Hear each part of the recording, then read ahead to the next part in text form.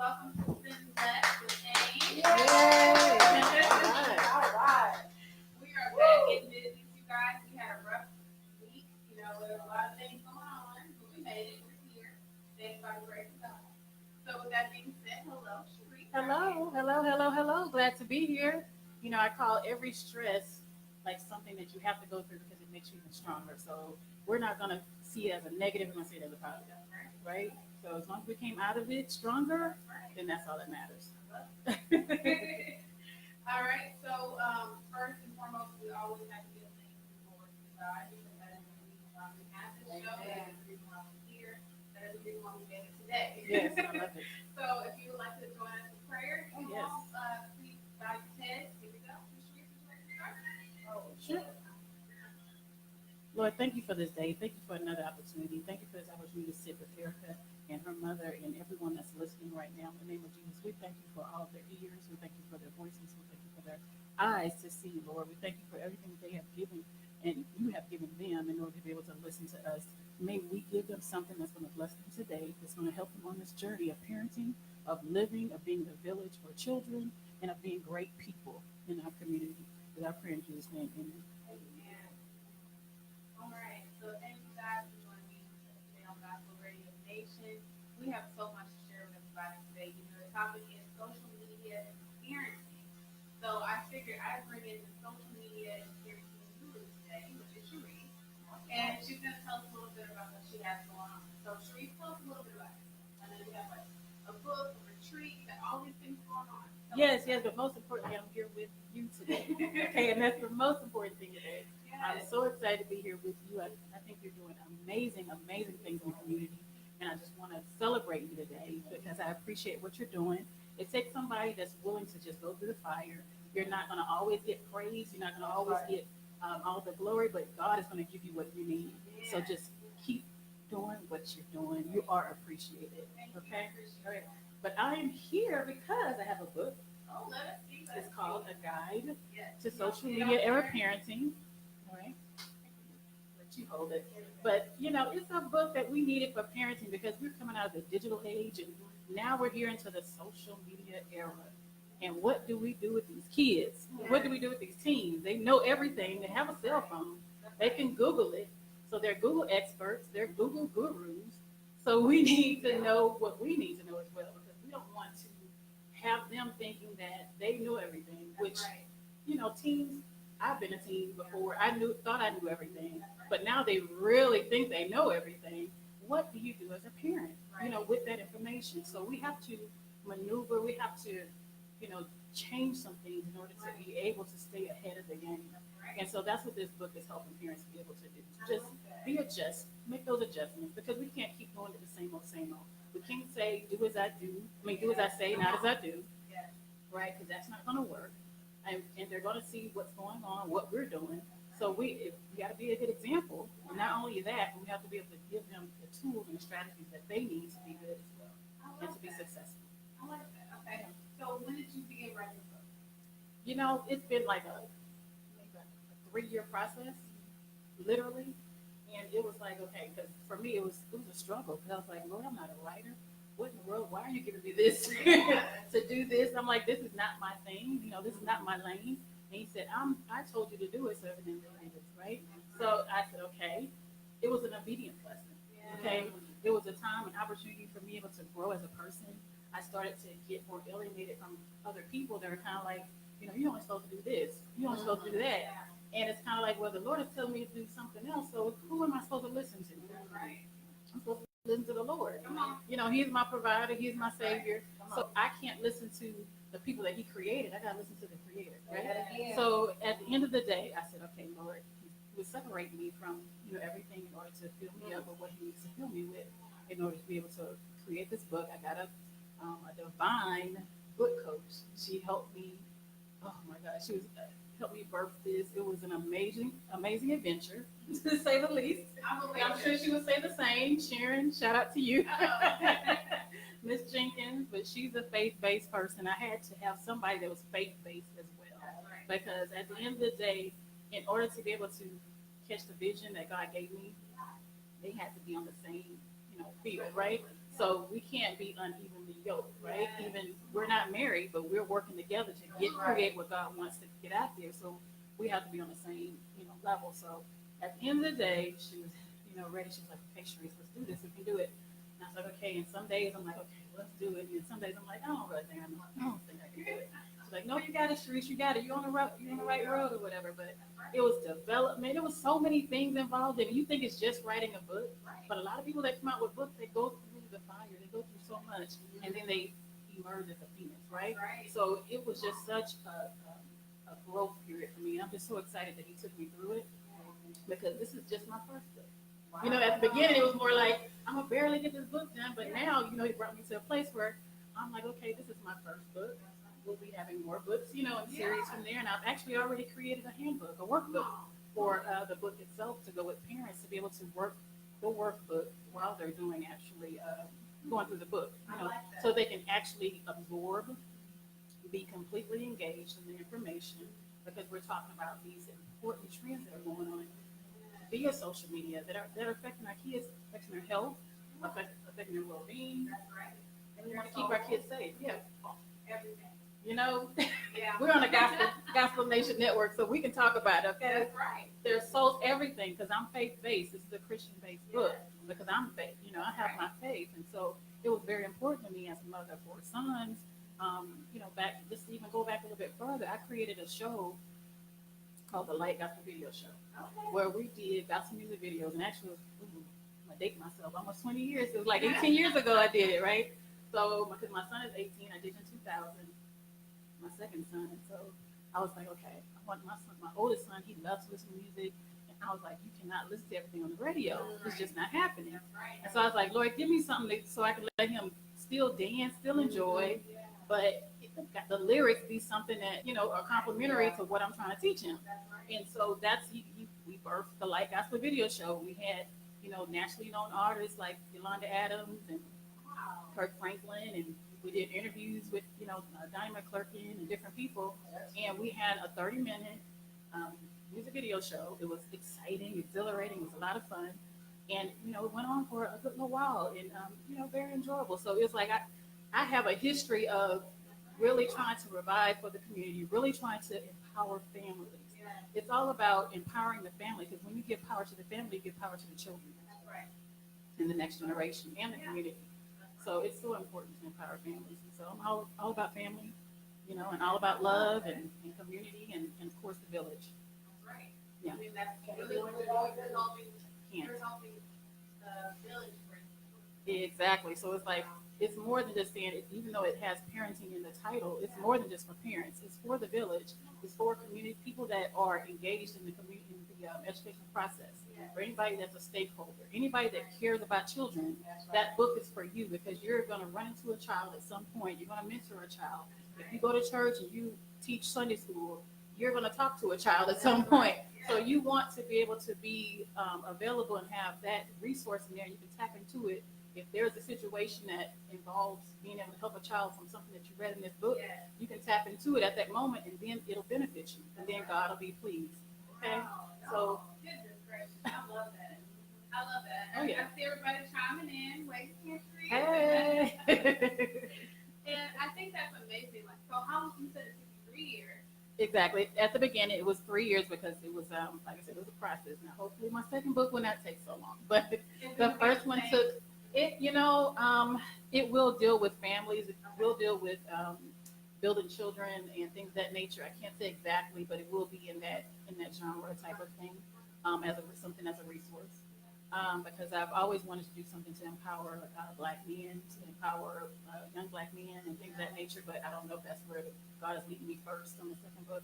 But we'll see. So I'm not going to say anything in particular, but it should be something that, around that kind of lane. But it took 3 years because, like I said, it just was a process. And so we got the manuscript done, and then first we did the outline, and she asked me questions. So she took her time with me. She saw that I need the baby steps on it. Okay, now I'm not gonna need the baby steps on the second one. All right, but it just took that time. But like I said, it was a growth process, and I look forward to supporting other people that are going through the process as well, and letting them know that they can do it. Especially if God gives it to you, don't bury it. You know what I mean? Don't bury that gift. Let Him multiply that gift, because with this book, each step he's been opening another door. He's been enlightening me even more. Where he's showing me you can do this, or you can do that, and I'm like, oh, I didn't know I could do this, or I didn't know I could do that.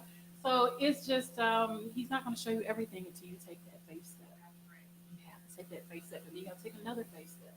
I'm not going to once again show you everything. So each step is going to show you a little bit more, a little bit more, and a little bit more. So you got to keep going. Don't stop. Keep going. That's right. That's right, y'all. That's encouragement for the day, okay? Yes. And every day. Don't stop. Keep going. Yes, keep going for sure. But So how does this become your passion? well, it's always like I said, being a passion as a mother.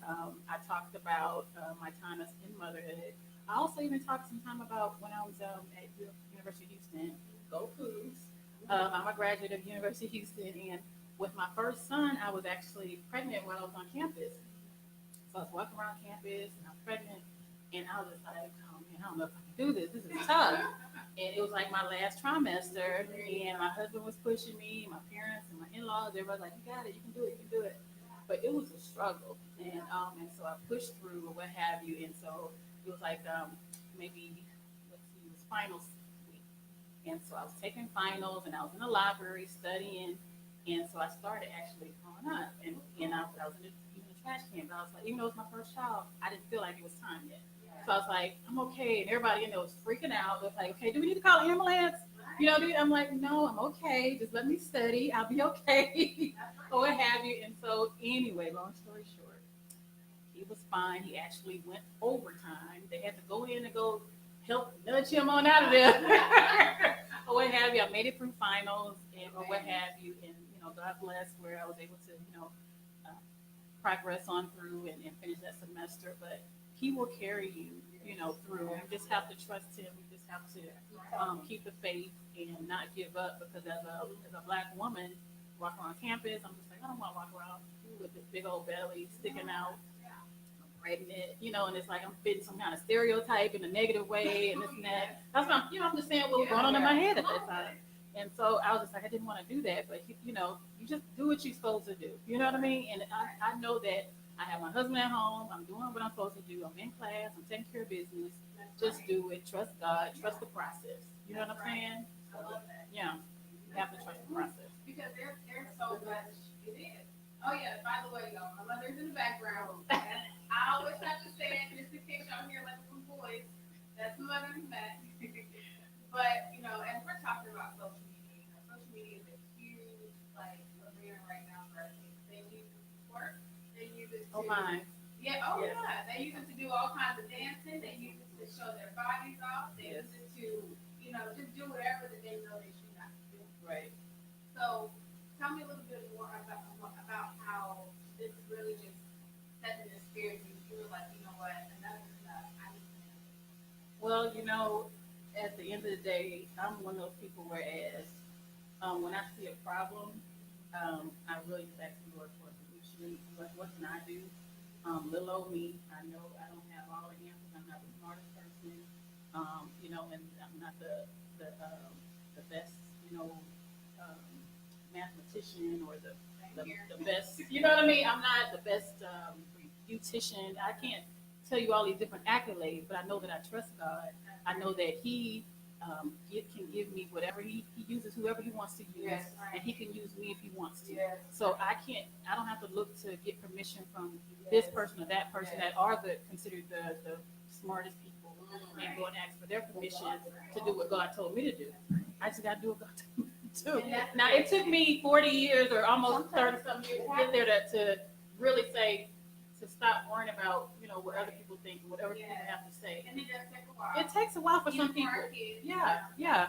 But you just got to do it. And so I did it. And so now it's just like, because it irritated me to see all of these different things going on to kids. You know what I mean? And God has given me like these visions of things that could possibly happen. And then I start seeing them happen. You know what I mean? So it's like, He's not telling me these things and showing me these things for no reason. I got to do something. And so I'm going to do my part. I'm going to help educate parents that just don't have any type of idea, and some that do have an idea, to show them exactly what some of the issues are, exactly what some of the problems are, and then some exact solutions to help them protect their kids and other kids. That's important. Because once again, you are a part of a village, even if you don't even know it. That's right. So if you are not doing anything, you're the lame person in the village. Yes. Stop being lame. Come on. Okay? Come on. You have a choice. That's right. Okay? You don't have to have. I get tired of hearing people say I don't have kids and this and that. You do have children that you influence. That's right. You do have children that you're responsible for in God's eyes. Yes. So why don't you do something? Me. Okay?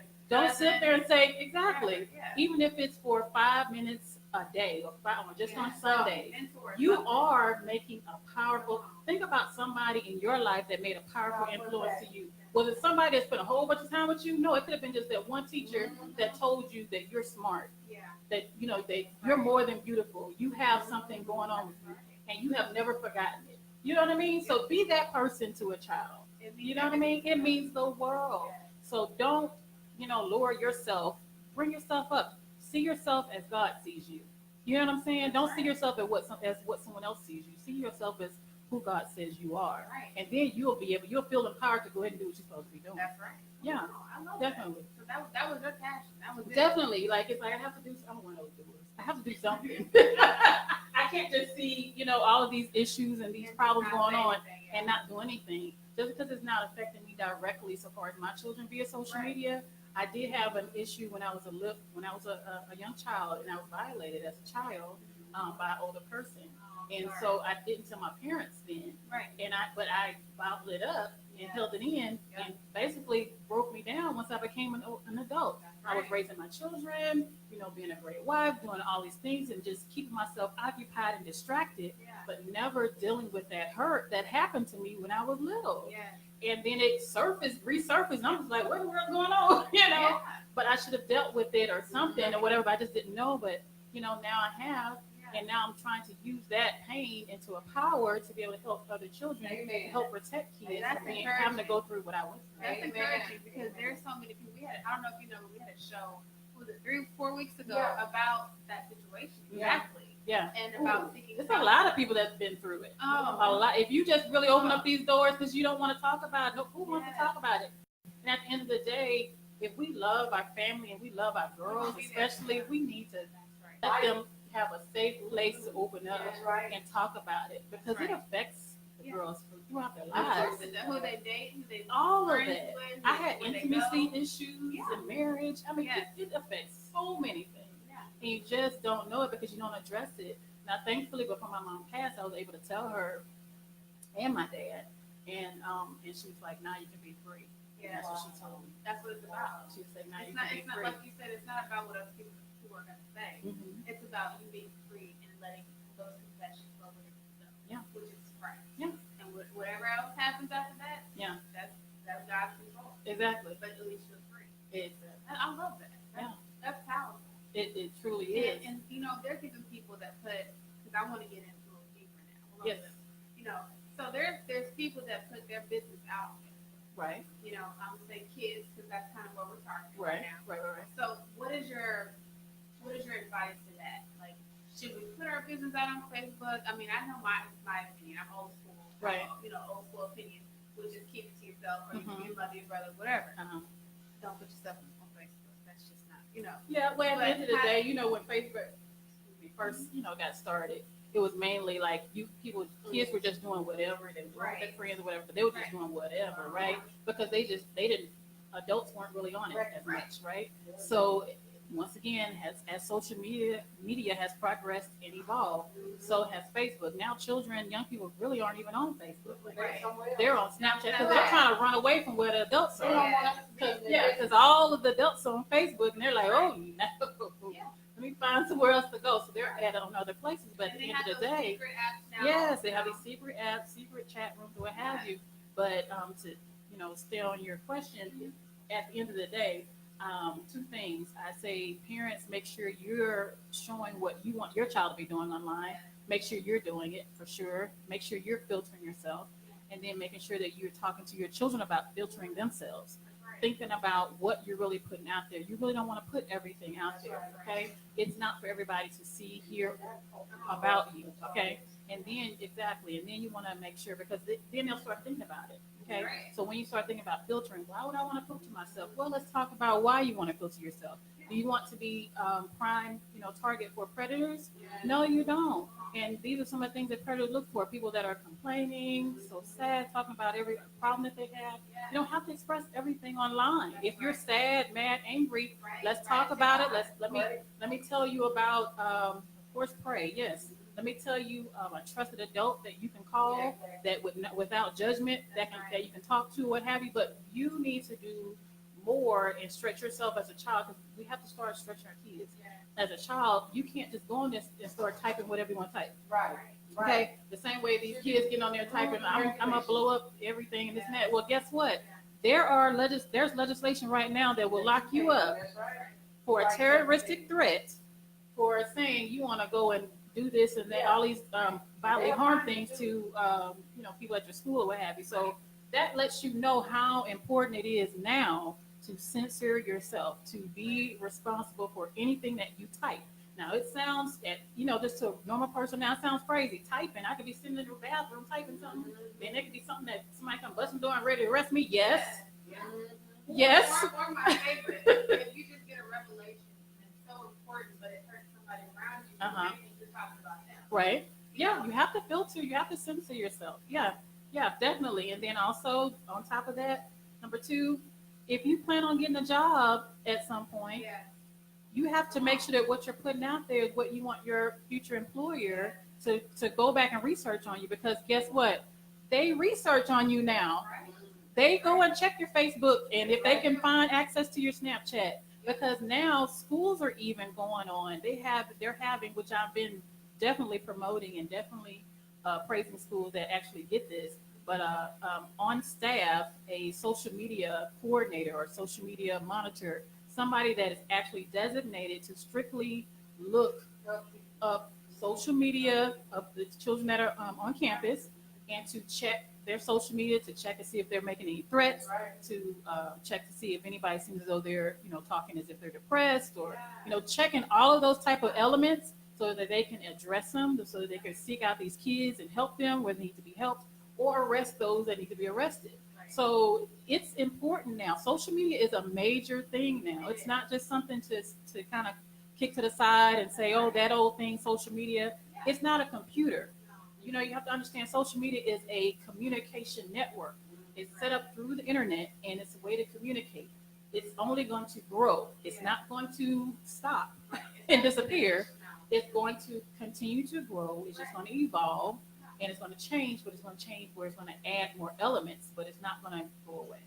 So you have to get on it. Get on the bandwagon now. I'm sorry. And that's scary, I think, for a lot of parents to understand that it's not going away. Right. That's the Because major what I thing, for noticed sure. Just for myself, like I'm seeing on Facebook, we have parents that are so busy on Facebook, so busy on Instagram, and they have Snapchat, Right. but and their kids are doing the same thing, Right. mimicking what you're Right. doing. Exactly. And it's like, regardless of how old your kids are, they're still watching. Hmm. I don't know, whatever age, they could be 21, 22, whatever, they're still watching. Right. So it's like, as parents, and I know I'm not a parent, but I always try my best to speak in the form of both areas. Right. Because I have a mother, single mother, Uh-huh. and then I have my siblings and I'm older, Right. So I've seen it. Yeah. I know how this works. So you're an example to them. Yes. And so you won't, if there is something that I have a problem with, which is, I'm not going to show my bathing suit on Facebook. I'm not going to show, like, my body on Facebook, or try to say, oh, look at the muscles, like, all those things. Yeah. Because that is a rule. Exactly. Well, see, when I was teaching in school, I filtered myself to a major level. Like, there's just a different way that I approach Facebook. I didn't post anything dealing with my personal business. I didn't really post any personal pictures when I taught school, because once again, my employer could look me up and see what's going on. They may, in those times, of course, but to me, I don't think they would have told you it's because of what you posted on Facebook. You just would have been fired or put on some kind of leave or some kind of probation from some, anonymous type of situation. You'd be like, well, what in the world what happened? Well, something you probably posted or said on Facebook or threatened somebody or your coworker or something. So it's very important, what we put on there. And then also with our kids, man, all these different challenges and things. And then, some of these challenges, like I was been noticing the Zoom challenge, where you go and for those that don't know, it's a song and it has on there, it has up in the lyrics, it has something and it says Zoom. And then normally someone started the challenge where when it says Zoom, they pull the legs of the person that's on the screen, and then the person that on the screen, you see them kind of fall back and move quickly. Well, a lot of parents have been doing that with like a lot of their babies. I've noticed with this challenge, and the babies look like they're getting hurt, like they're getting whiplash. Right. And I'm like, I don't think that's the best idea. Like, you have to use some kind of discretion. You have to think about some of the things that you do. Some of these, some of these younger parents, I really, really wish they would, think before they do some of the things they do and post it online for a laugh. You have to think about, what are you doing this for? You want to get a laugh out of it. You're looking for some attention. Or are you trying to hurt the kid? There's some of those parents that are disciplining their kids on Facebook. Yeah, that's a whole nother.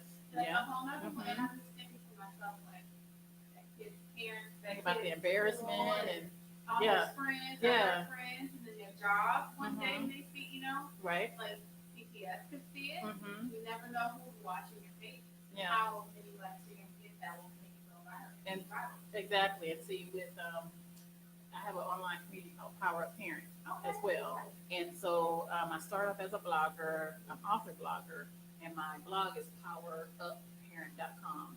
But the Facebook page is Power Up Parent. And so I would go in there, and I actually interviewed someone at the Essence Festival recently. She went viral. Her daughter went viral. Forgive me.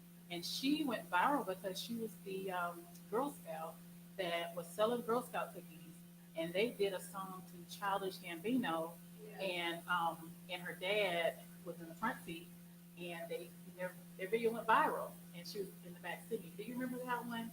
They were singing, selling her Girl Scout cookies. I would sing it, but you know what? Like I said, I'm not a professional singer either, so I'm not going to do that. But it was the cutest video. It was the cutest viral video.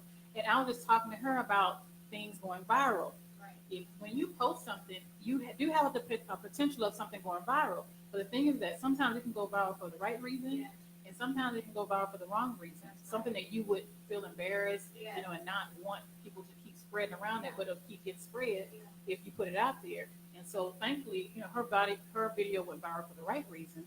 And she said she sold over 80,000 boxes of cookies, and she went on Ellen and a lot of other famous celebrities. Yeah, I have to send you the link so you can see the video. It's really, really cute. And so, or you'd probably be like, oh yeah, I remember that.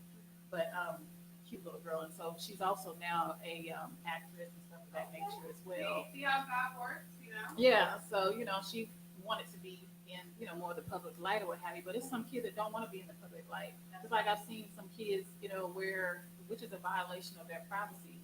Some daycares videotaping the kids and then putting it online. That's a violation of their privacy, people. And soon they're going to come up with some legislation to. Well, technically, the parent is supposed to sign a waiver. Right. To either allow you to show my kid on Facebook or Right. social media or not. Yeah. And some of these schools are not adhering to that. They actually are not, because I know we did when I was teaching, even though it was social media, I think was coming more, it was kind of newer, and they were writing, stuff as we were working, or what have you. But they told, it was, you would think it was an unwritten rule, but you're not supposed to be posting kids in your classroom on your Facebook page. Now I've seen a gazillion teachers do that, and that just irritates me because, for one, you don't know if the parents have signed any kind of non-disclosure or showing of their kid because of some type of reason for safety. If they're, maybe on some type of protection where, a parent may be looking to try to steal a child or kidnap a child, and they don't know where they are, but somehow they see your picture from some kind of, spreading from being shared, and see that kid. You just don't know. And you shouldn't be just posting kids. And I know it's going to, bother some people, but it's just, that's just the truth. Yes, you cannot post, so if I did put a kid on it, I'm going to put, because I can understand, we love our kids as teachers or what have you, but put a little star across their face and not show their identity, show that it's a Or person just there, don't what do have it you. at But all, or yeah, I'm you just know? trying to get my option, but it's just like, man, don't just put the kids' faces on there and just you're smiling. And I'm like, Yeah. did that parent, any of those parents say it's okay for you to put their child on your Facebook? That's right. How does that make sense? I don't get it. Yeah, I don't And either. another thing that I've noticed too is like we're adding little kids on our social media.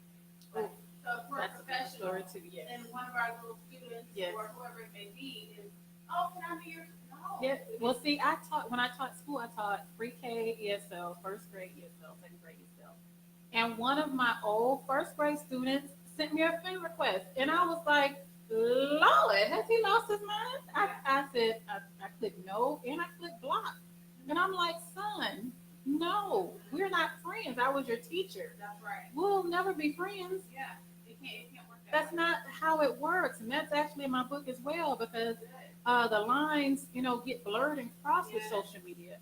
Teachers, on some level, and once again, I'm going to give some people a pass, but yes, in high school, sometimes you may have intranets where it's like a group and it's dealing with the school based, and their friends on there with the teacher and stuff like that. But just a teacher's Facebook page and a student's Facebook page, and someone interacts there, that shouldn't be happening. And that's in the book. Why? Because we don't even want the potential of that line to be blurred. That's right. It can easily be blurred when you're in somebody's personal space. Yeah. This is the teacher's personal space, is the child's personal space. Right. We need to keep it separate.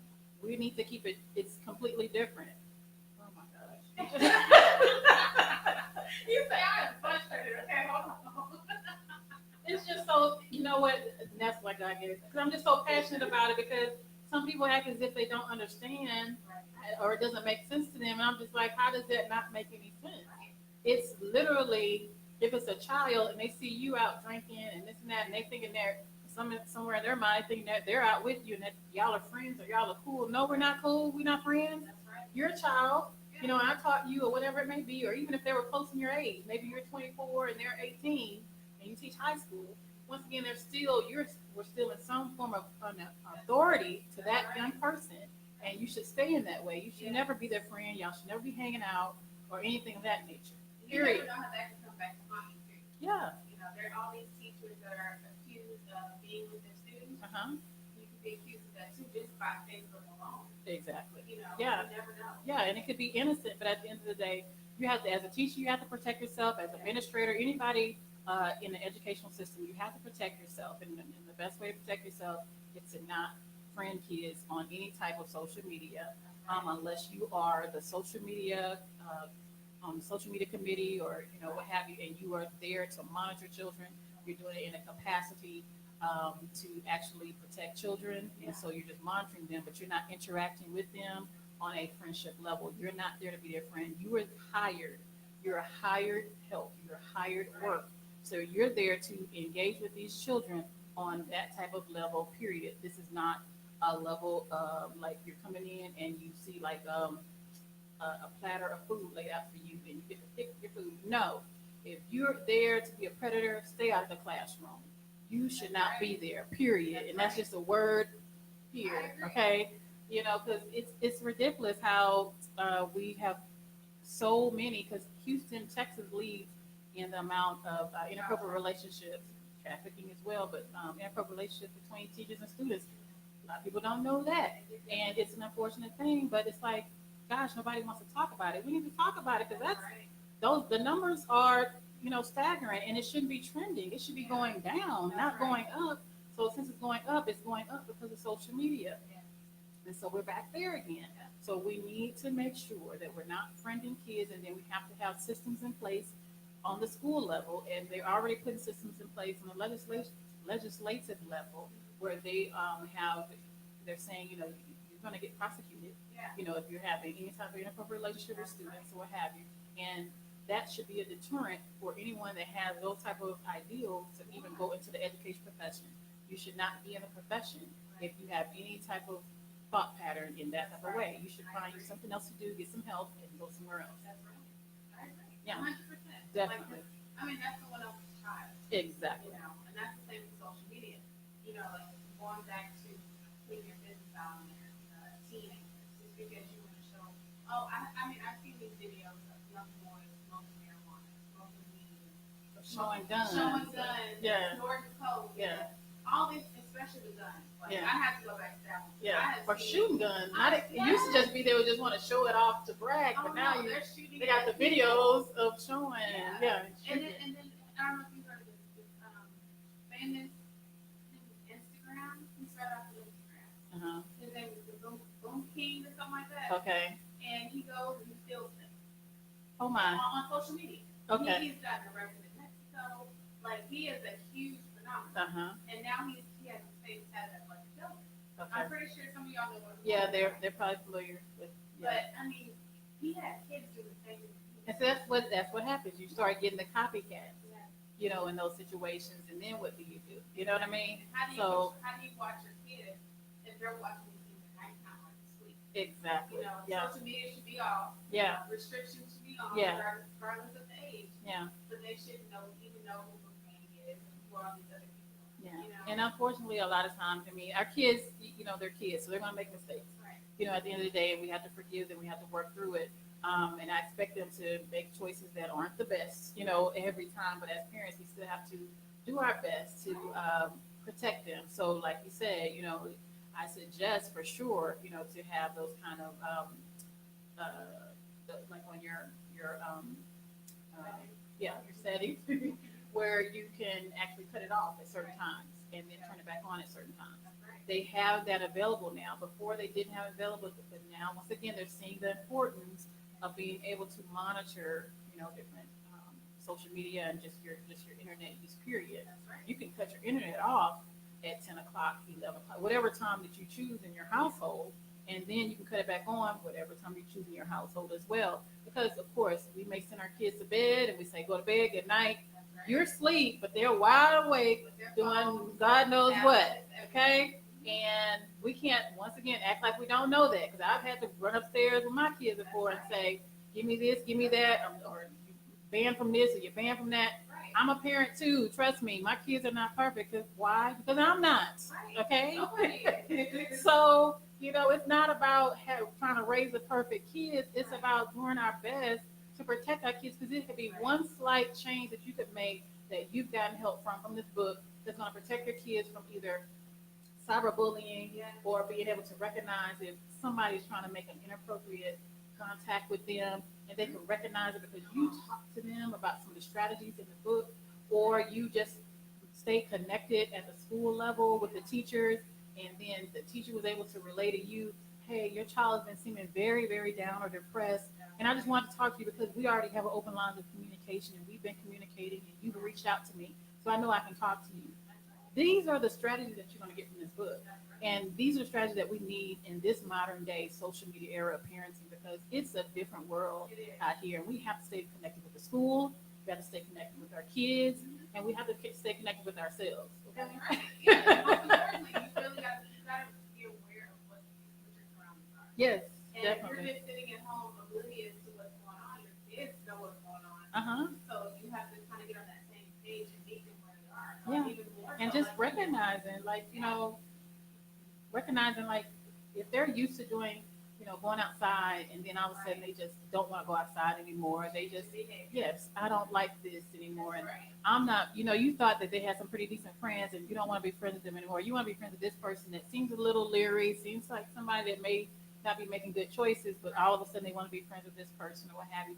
Just being able to notice your children and their changes. Yeah. You have to pay attention as a parent. Once again, there's some stuff we're going to miss, yeah, but it's some things that you shouldn't be missing. Yeah. You know, you shouldn't miss everything. You may miss 10% of it, but that 80%, if you catch 80% of it, then you're going to make sure that everything is good. You're going to be okay. But if you're catching 20% and you're missing 80%, Yeah. no ma'am, no sir. Come on. You're going to have to do better, That's right. okay? And we got our kids on there too. I've seen a lot of young women comparing themselves to others. Mm-hmm. You know, oh well, I don't have as big of the, you know, Right. what as the other woman on here, or Mhm.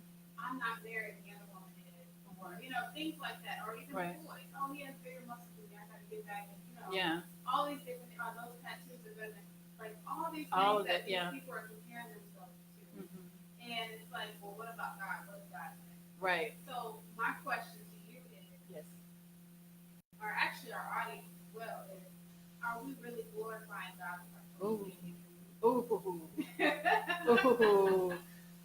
shut your social media off Come now. on. Because a lot of people are not, I'm sure.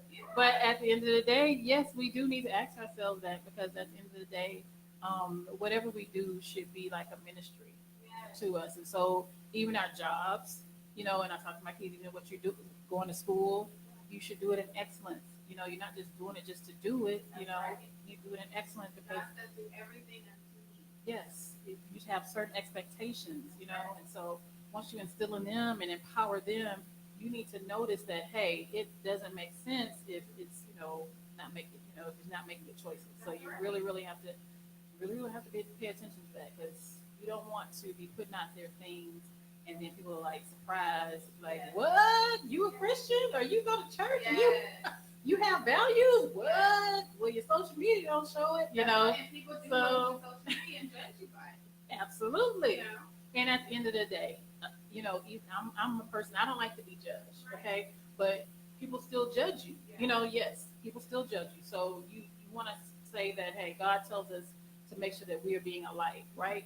So at the end of the day, no, you don't want to be judged. No, you want to do whatever you want to do, but you still can't do whatever you want to do. Exactly. You still don't want to put whatever, you want to be able to represent Christ. You want to be able to make sure that what you're putting out there makes sense, and that, if you, especially if you're talking about Jesus and all this stuff all the time, and then next thing you're talking about cussing out homegirl because she, stepped on your toe in the grocery store, and, you really don't like her mama, so, you just want to go in on her mama and everything, and then it's like, well, you may be detouring somebody that was following you through all of your Come on. special Christ posts up until this point. Right. And then you just threw them off and was like, if they don't serve God, then I'm not going to either.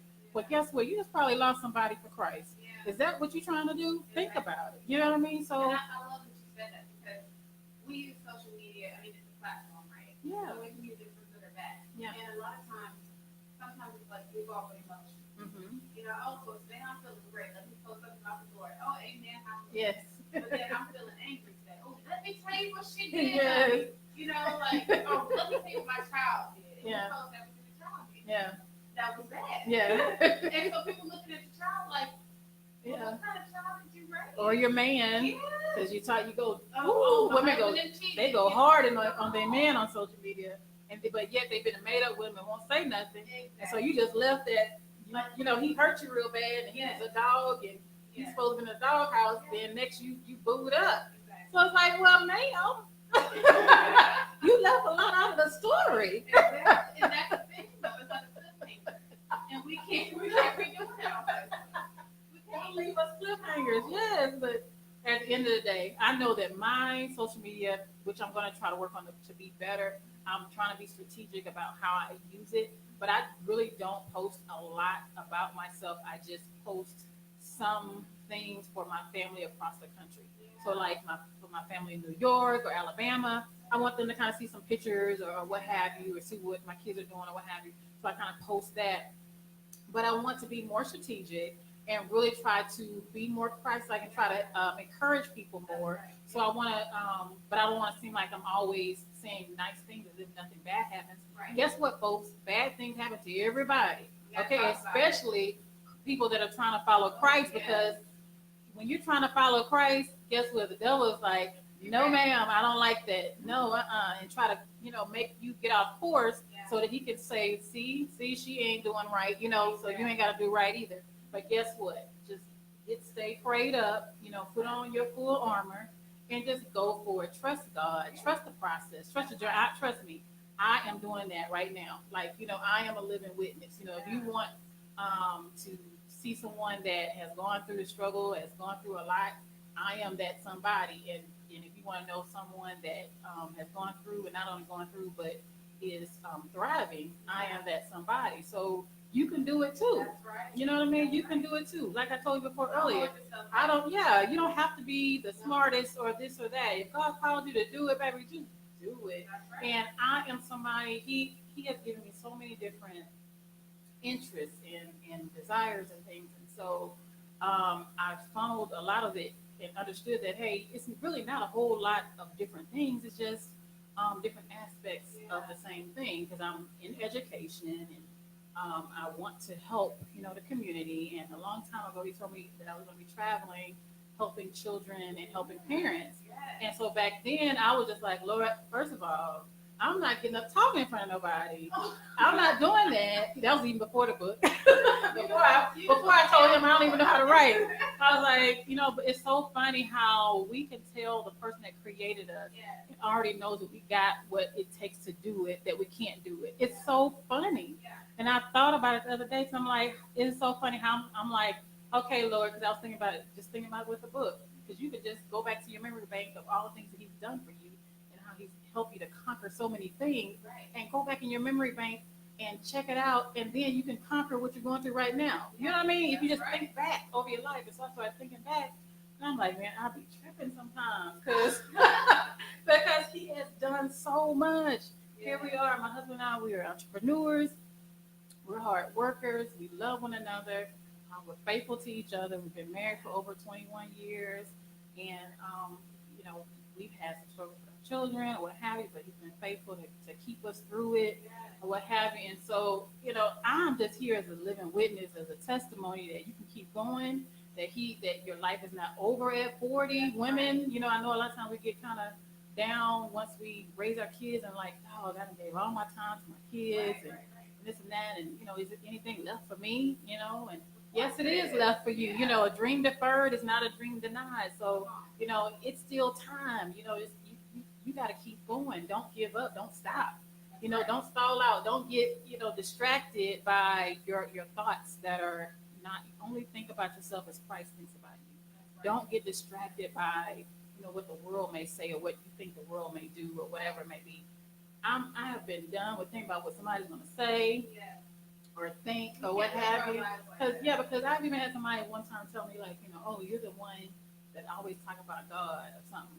And I got offended. I'm like, I don't always talk about God. Like, I talk about other stuff. You know what I mean? I'm a well-rounded person. But then I was like, I owned it. I'm like, hold up, yeah, I do. And I'm not ashamed of God, what have you. Yeah, but I didn't realize that I did. I'm like, this is just me. You know what I mean? This is just me. This is who I am. This is, what I do. This is how I talk. And that's who I talk about. Exactly. That's who I talk about. And I guess what?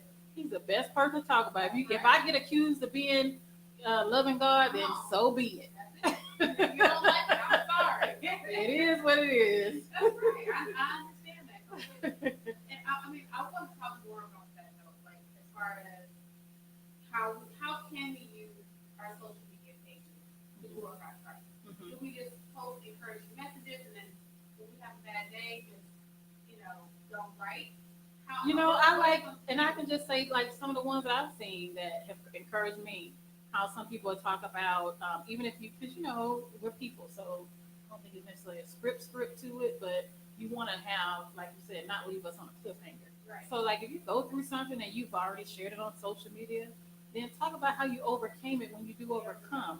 Don't leave us hanging with just the negative part of it. Tell us how God brought you through, and tell us how it happened so that we can be encouraged for ourselves, encourage somebody else. There's somebody else that may be going through that same thing that you went through. And if you don't share, if you've already shared the other part, I'm saying, and if you don't share how God brought you through it, then they're just stuck, just like you were stuck, then, what have you. So, like what happened? Like I'm over here, like I'm feeling bad or whatever, but you got out of it, but you don't want to tell nobody because you was out being happy, what have you. But I think that's a great way of doing it because that encourages me. And then sharing if that's something you do, if that's something that you're comfortable with, share some scripture, share an encouraging word, what have you. I love that because it's like I think the best thing to do in that situation is if you're having a terrible time, don't write. Right. Yeah. That's the best thing. Yeah. Some people don't. For God to move in that situation. Yeah. So you can use that as your testimony. Exactly. And then you can write it. Yeah. And for some people, that's what they need to do because I've seen that as well where, some people have gone through something and didn't share anything. You're just kind of like, well, what happened to that person? What have you? Right. And then later on, they'll come back and give their triumphant story about, they went through this or they went through that and how God brought them through, whether they're in the hospital or whatever they went through, or if they were having issues with their children and just having some difficulties or what have you. But, just being able to share the goodness of God. And if you do that, I think, you're going to be effective. You know what I mean? And then like right now, there's a lot of groups on Facebook. That's the big thing. You know, people that are new to Facebook or are already on Facebook.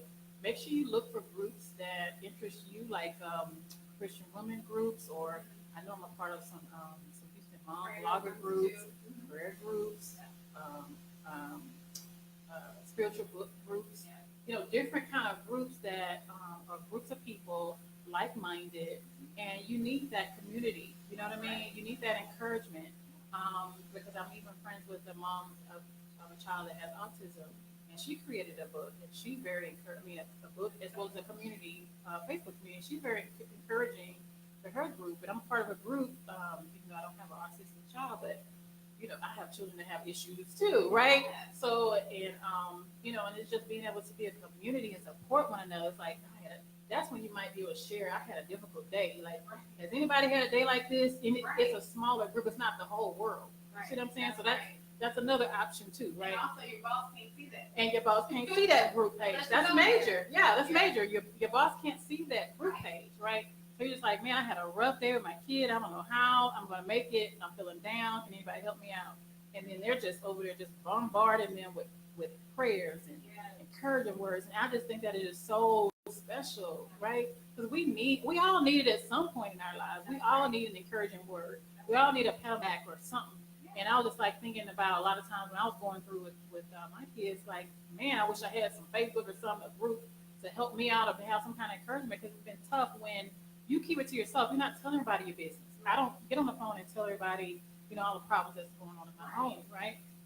But I still got to deal with them, and it still drains you the same amount of drainage, if you share with someone, and if you don't share with someone. But sometimes when you do share, if it's people, they're able to kind of help fill you up some or relieve you.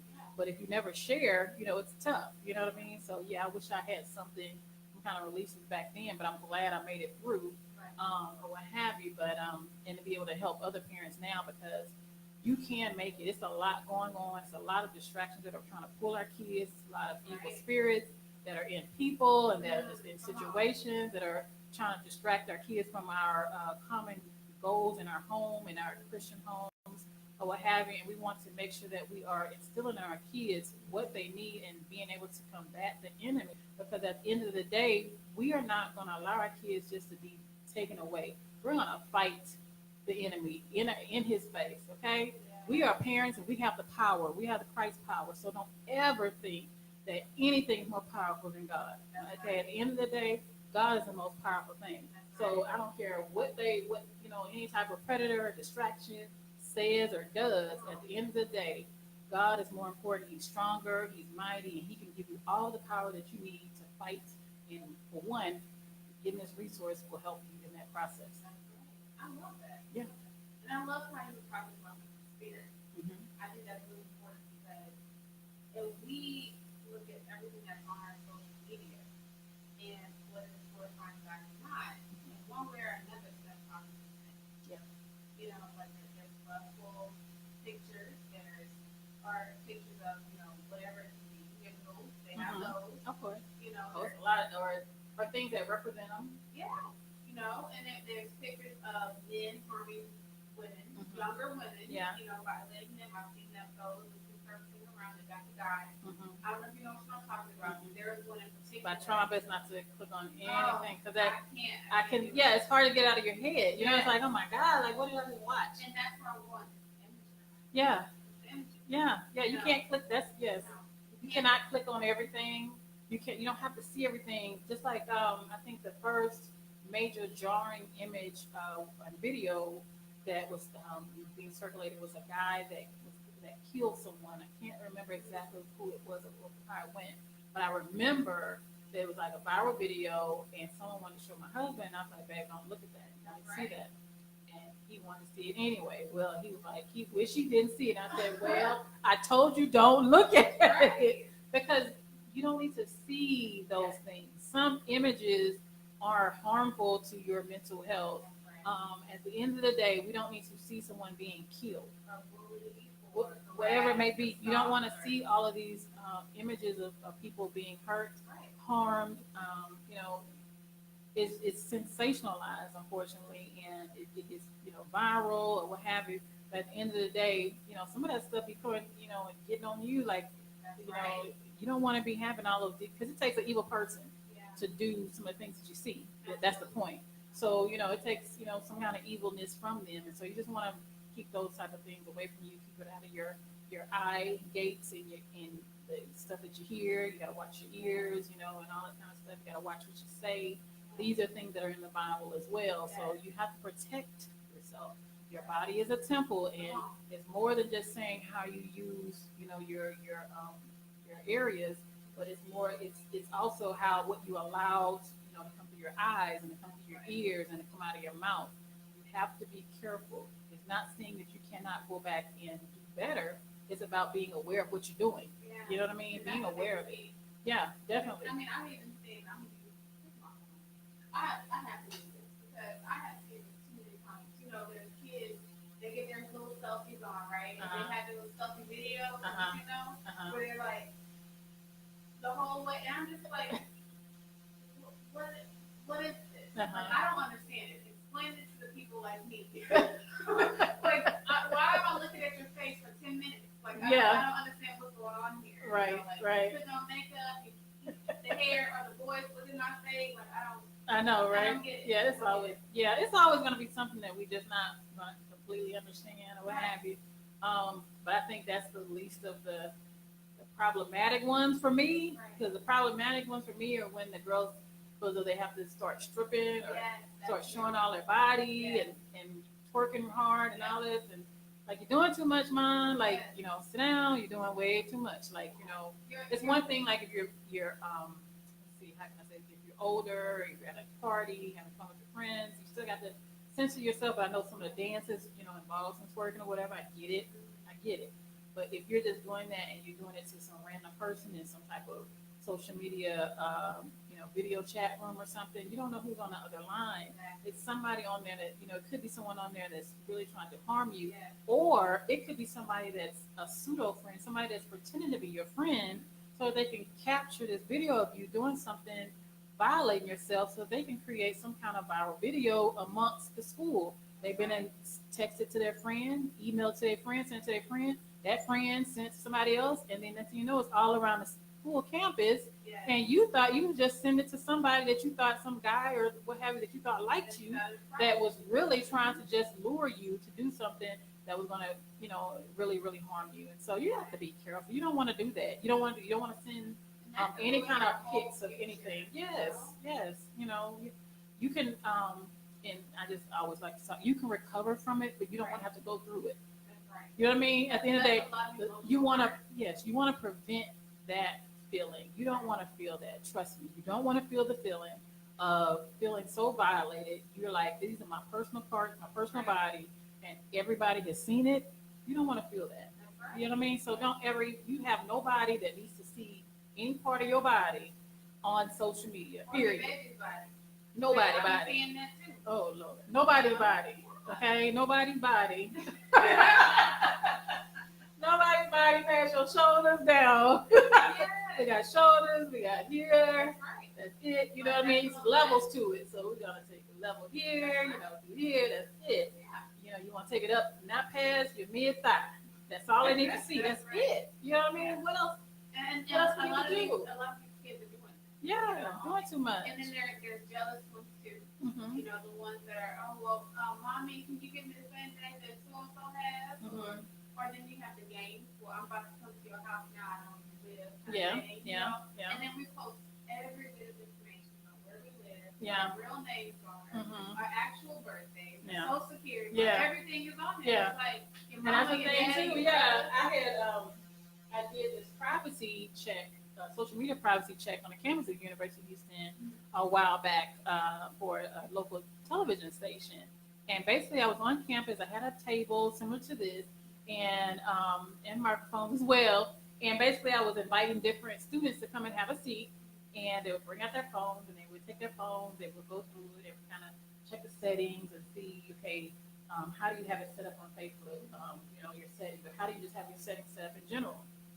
And seeing, and a lot of them just didn't understand how their settings were set up, and that their phone is basically, listening to them all the time, or what have you, or they have it set up where, things are downloading constantly their information. And so a lot of the ads are popping up where they're knowing a lot of things are going on with them. Because why? Because they don't have it where it would stop or cut off.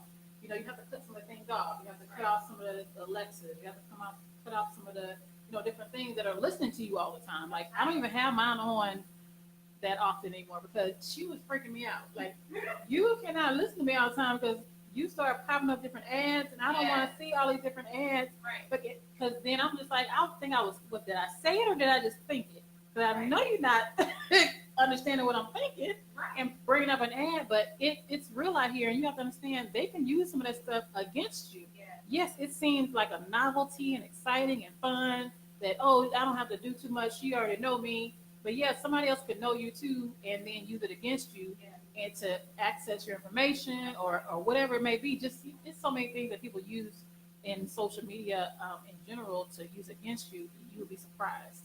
And with that, I want to go to this part. Mm-hmm.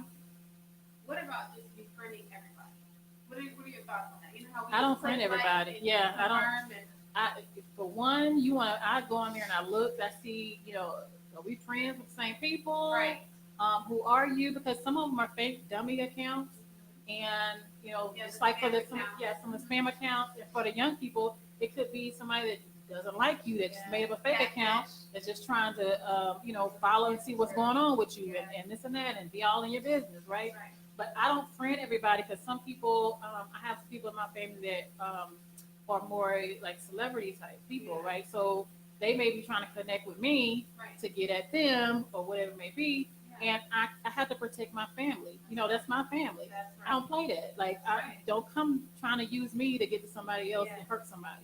I don't play it because then we're going to have a problem and we're going to have to call on Jesus.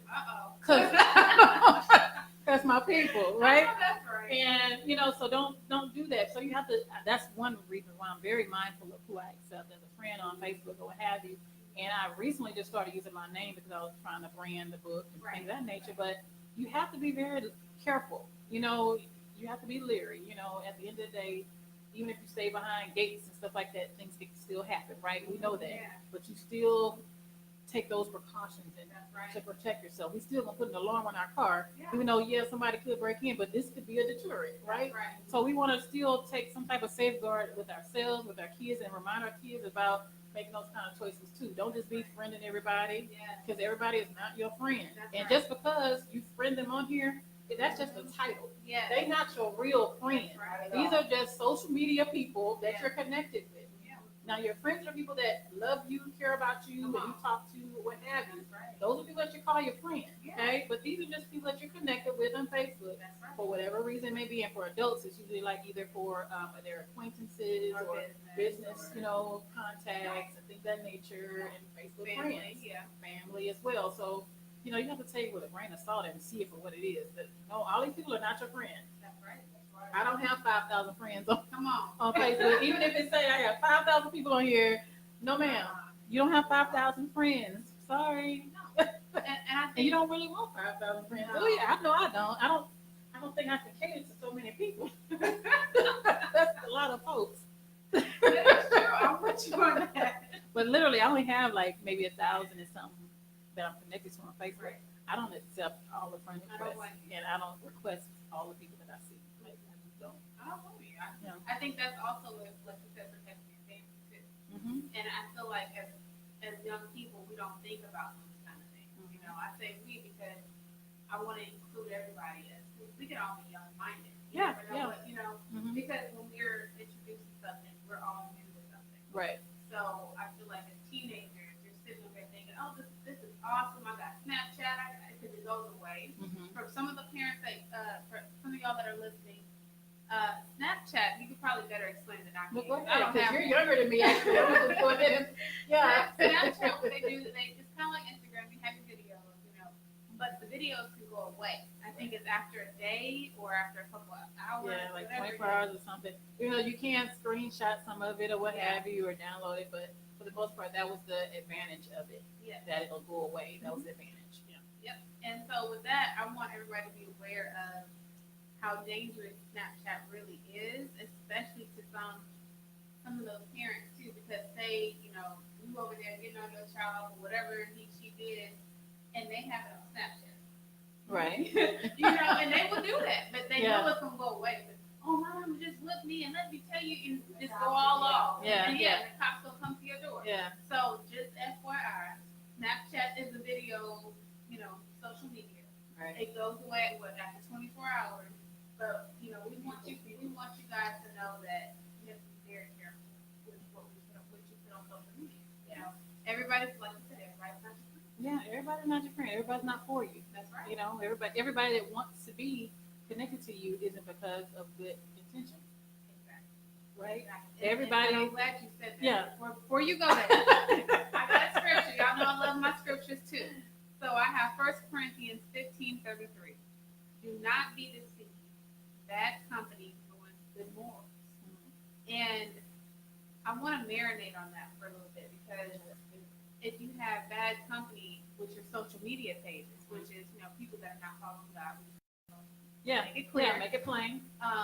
If those people are not following God, that's going to corrupt your good morals. Yeah, because if you're constantly seeing, because we all know how Facebook works, which, even though the timeline flips and changes all the time, but you see some select people that you're connected with on Facebook, their timeline, right? It comes scrolling down every day. Mm-hmm. Well, if you're getting fed their negative energy every single day, right, you think it's not going to infect your positive energy. It's going to infect you in some kind of way.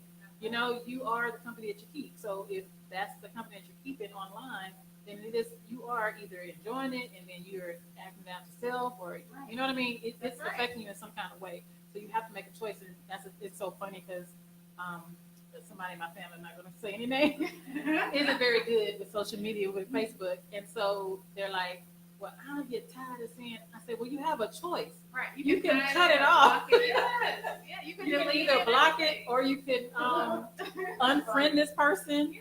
You know what I mean? Like you can choose. Yeah, you can report it. You can choose what is on your timeline. You don't have to see all of this negative things or all these videos popping up, and then you clicking on and watching them. Why are you watching these videos? That's right. Stop watching it. And I'm glad you mentioned that too, because you can unfriend yourself too. Mm-hmm. Like some people don't know that. Like, how can I get rid of my friend? Like, or unfollow. Unfriend, unfollow. And then you can also take away from the joining the group.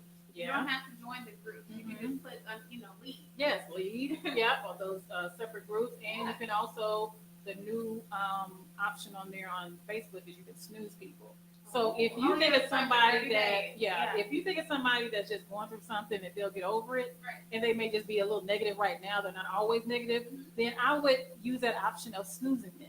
And it's one of your options on one, like if they're on your timeline and you just click on their picture or whatever it is that they posted and the options, and you can click on, like we were saying, unfriend or whatever, and you can also click on snooze that person, and then you won't see anything from them for 30 days. Right. And so I would use it as a test run. Yeah. And see, maybe I'll snooze this person for now. Maybe just going through something, they'll get over it, what have you. And after that 30 days, they still not doing right, then I would decide either I want to unfriend them or just unfollow them, and I just don't see anything from them. If I unfollow them, but we're still friends, where they can still send me a message, or I can send them a message, and they don't know otherwise. They don't know otherwise. Now, if you unfriend them, they're going to know that. Yeah. But if you unfollow them, they won't know that. Now, that's something that you need to know for sure. You don't have to see this information. You don't have to be inundated with the negative information at all. I have some great people on my timeline that I see. They always have, and I'll shout that person out. One of them, LaShonda Gary. She always has something positive every single day that's so encouraging, that make you want to just hop up and say, yes, I am a conqueror. Yes, that's right. I am, the lender, not the borrower. Like, she always has something positive to say that gets you excited. Now, that's the type of stuff you should have on there, because you may need that word at that moment. You may be going through something and have to make a decision at that very moment, and you just so happen to say, let me just put my mind, I'm going to look on Facebook for a second, and you see that, and you just like, okay, I got it. I'm ready now. I'm good. So you want to have something on there that's going to encourage you the way that you need to be encouraged, So, you can set that up to be catered to you. Yeah. That's what it's all about. It's not about just letting any and everything come into your space. That's right. I love that. Yeah. And then it's also, going back to our kids, how can we protect our kids on Facebook? Like, say our social media, say we allow them, Mhm. allow our teens to get on social media, Right. Instagram, Snapchat, and Facebook. Right. Isn't there like settings to kind of monitor what they? Yeah, it is some settings, but for one, I just want to make sure parents understand that Facebook is for 13 and up. So if you have 11, 10, 12 year olds on there, you need to rethink that and check yourself because there's a number there for a reason. That's right. It's for the mental capacity and the growth. And Yeah. to me, 13 is still young to be Yeah, on it there. But I'm glad they do have a number, Yeah. to start with. So if your child is on there and it's before that age, you don't really need to, probably have your child on there. You need to I agree. rethink it.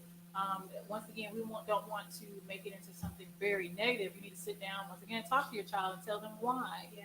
There's a lot going on there. You may not be on there. There's some things that are made for children Yeah. that we can redirect you to, or what have you, and maybe we can set you up with download you some movies that are good for you for your age group and things of that nature, and connect you with your friends, and you go play with your friends outside on the playground. They still do that nowadays, don't they? Right? Yeah. So, do some of that more Right. than trying to, because right. who you need to talk to on Facebook are hard. Like, Exactly. or playing games on Facebook. You don't need to be on Facebook playing games. So these games are actually, once again, getting your information so that they can use it for later to either give you ads, That's or right. I'm thinking they're just collecting information to know more about you so Same that they with can try to YouTube. reach you. Same Yeah, thing. of course. Because YouTube, when you're on there, when you're watching all these videos, say you watch one bad video, Mhm. the rest of those bad videos They pop up. suggest on you, the right. yeah, and they're tracking you and making suggestions. And I hear parents all the time, Yeah. "Oh, my child's watching YouTube." Mhm. Watching YouTube. You can't just say in I general. just can't say anything. Yeah. I'm like, oh, if I had a child, I would not be watching it. Yeah, and you can go on do it. YouTube and download certain videos, Yes. but we don't want to just leave them open to any and everything. Because Exactly. just one misclick Yes. or one misspelling Yeah. will bring them into a whole arena of something else, Right. and that's not what we want to do. We want to just expose them to whatever. Because I remember I was talking to an older crowd recently, and it was some older adults, and I was just had a laugh with them because I was like, back in the day when I was little, the way that my mom and my dad protected us was they just didn't even have cable. You know what I mean? Right. So, so like on the bad channels, it was like all you saw was like the black and gray, Right. squiggly lines and the loud noises. And then some of the channels would just, it would be like kind of wavy. You could still almost see a person, but they kind of look distorted like a Right. dinosaur. But you're still over there trying to look at the TV and everything. So it's so different now where there's nothing distorted. Yeah. There's everything is wide out in the It's open. wide out. And so it's like we have to deal with our kids on a different level. Unfortunately, a lot of our kids have seen a lot of things that you don't think that they have seen or know. So you have to address it because they have, and you can't treat them like they are freshly out of the womb and they don't know anything. They know a lot. They've seen a lot, and if they haven't seen a lot, they've heard a lot from the kids at school that have seen a lot. Because there's a lot of kids at school. They get home, they're like, "Oh, did you see this video?" Exactly, and they don't. You have to understand. In our household, everybody's household is not the same.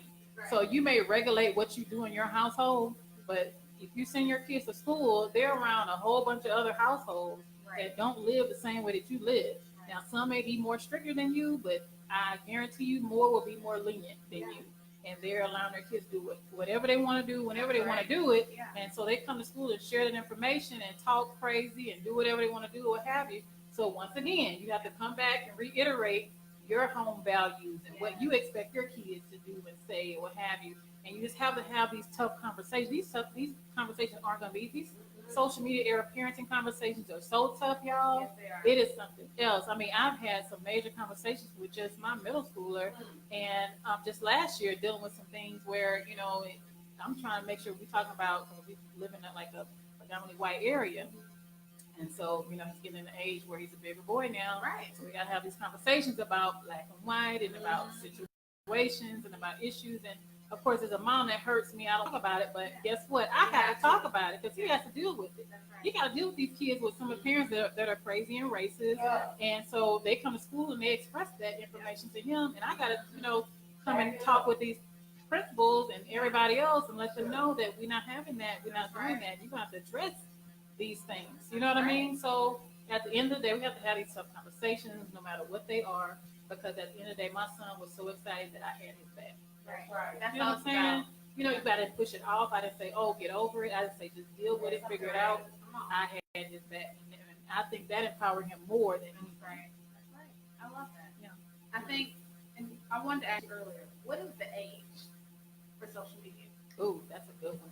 I think it's more on the maturity level. I know that they, like I said, with Facebook, they have that age of 13, Yeah. but it just depends on your child. We all know our children.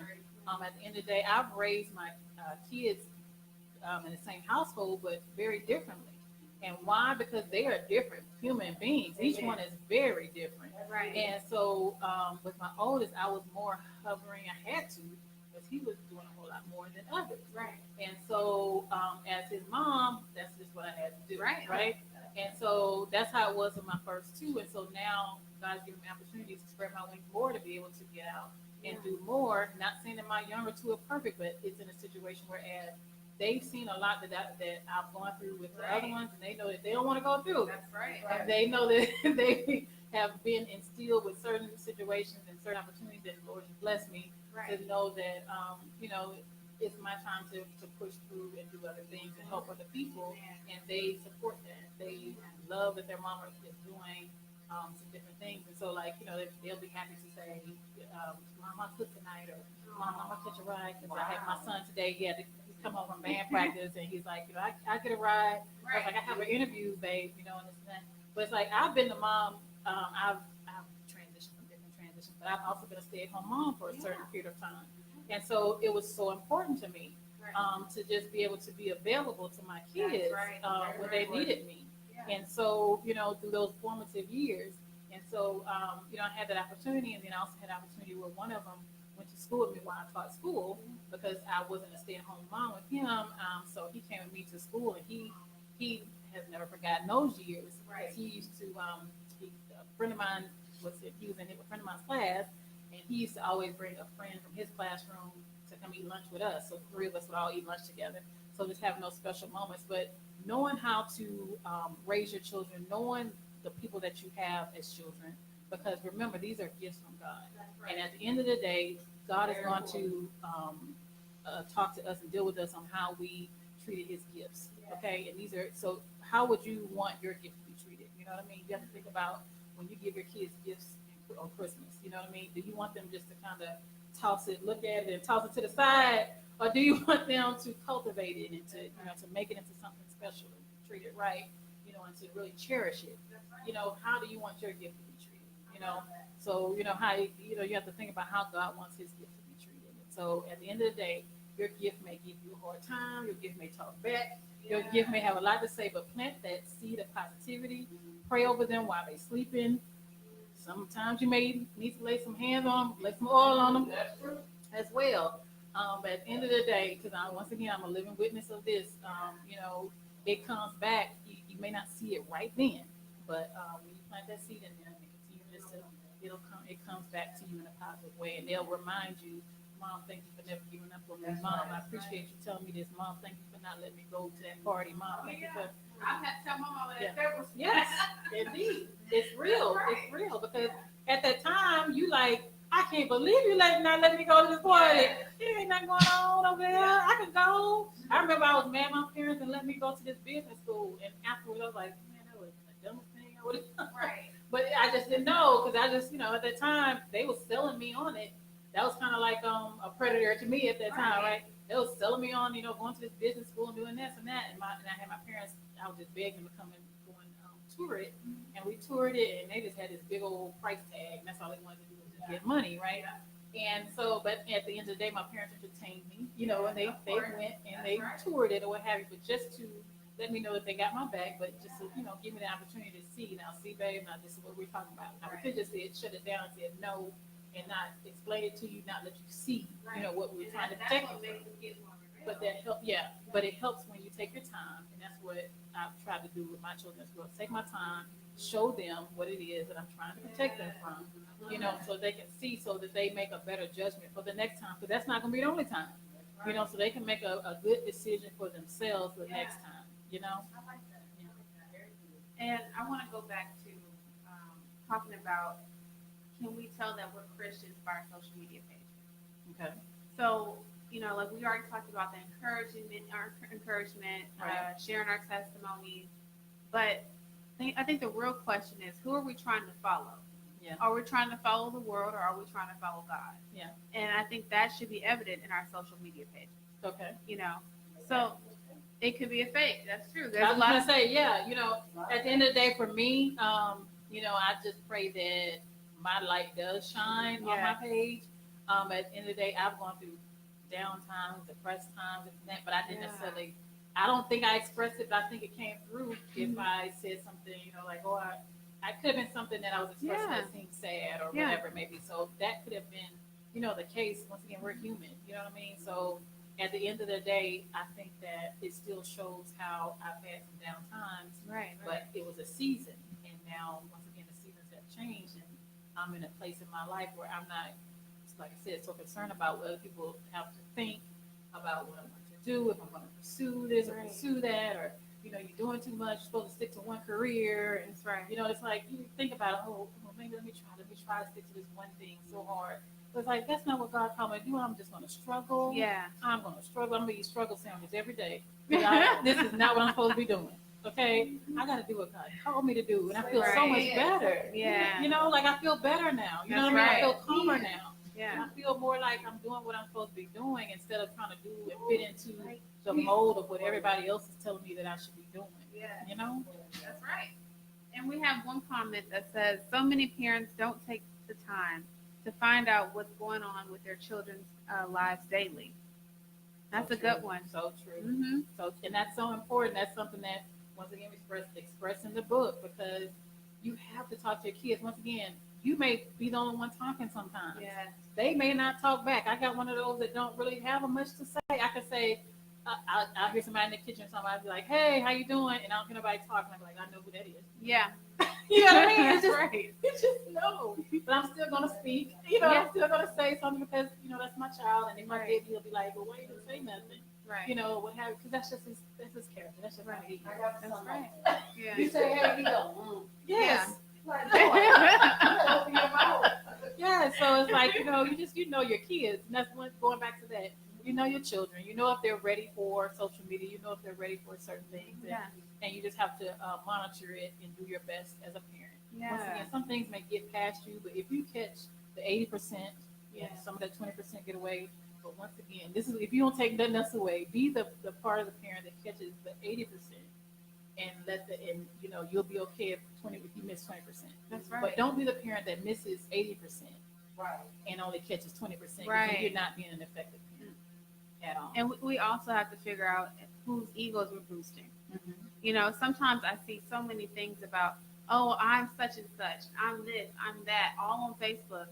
But then where's God in the page? Mm-hmm. Or we do both. Yeah. I'm at this event, I'm at this conference, but at the same time, it's not you. Mm-hmm. It's like, are you doing this to boost yourself, right, or are we doing this really for God? Right. There's times when I had events for my organization, Abstinence Inspires Millions, and a lot of people didn't even know I was the owner, the president, nothing. Mm-hmm. They had no clue. They just came to the event. Uh-huh. They were like, "Wait, you're the owner?" Uh-huh.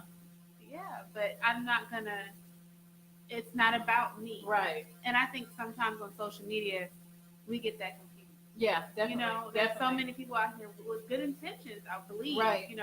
Trying to make sure they spread God's word, but at the end of the day, if you look at their page, it's all about them. Right. And that's another thing to me. And that's another thing is that's another human thing. And a lot of times you just don't know you just don't know. Yeah. But it was something that I just said for myself. I was like, okay, I'm not going to express everything that I do. Yes. And I'm not going to express everything immediately. Right. I'm just going to express a few things here and there, and some things I just keep to myself. Yeah. Why? Because I don't want to. Because I've seen where some people just really get thrown off. They, like you said, they think somehow, I don't even know how, but they think that you're talking to them or talking about them or something. I don't even know. Right. Because, it has to do with me. How in the world I'm talking about you? I don't know, but I think it affects them. Yeah, it's something. Yeah, it's something dealing with them, and so I try to be mindful of that to a certain extent. That's right. To a certain extent. Yeah. I still gotta be. Yes, I gotta still be be myself and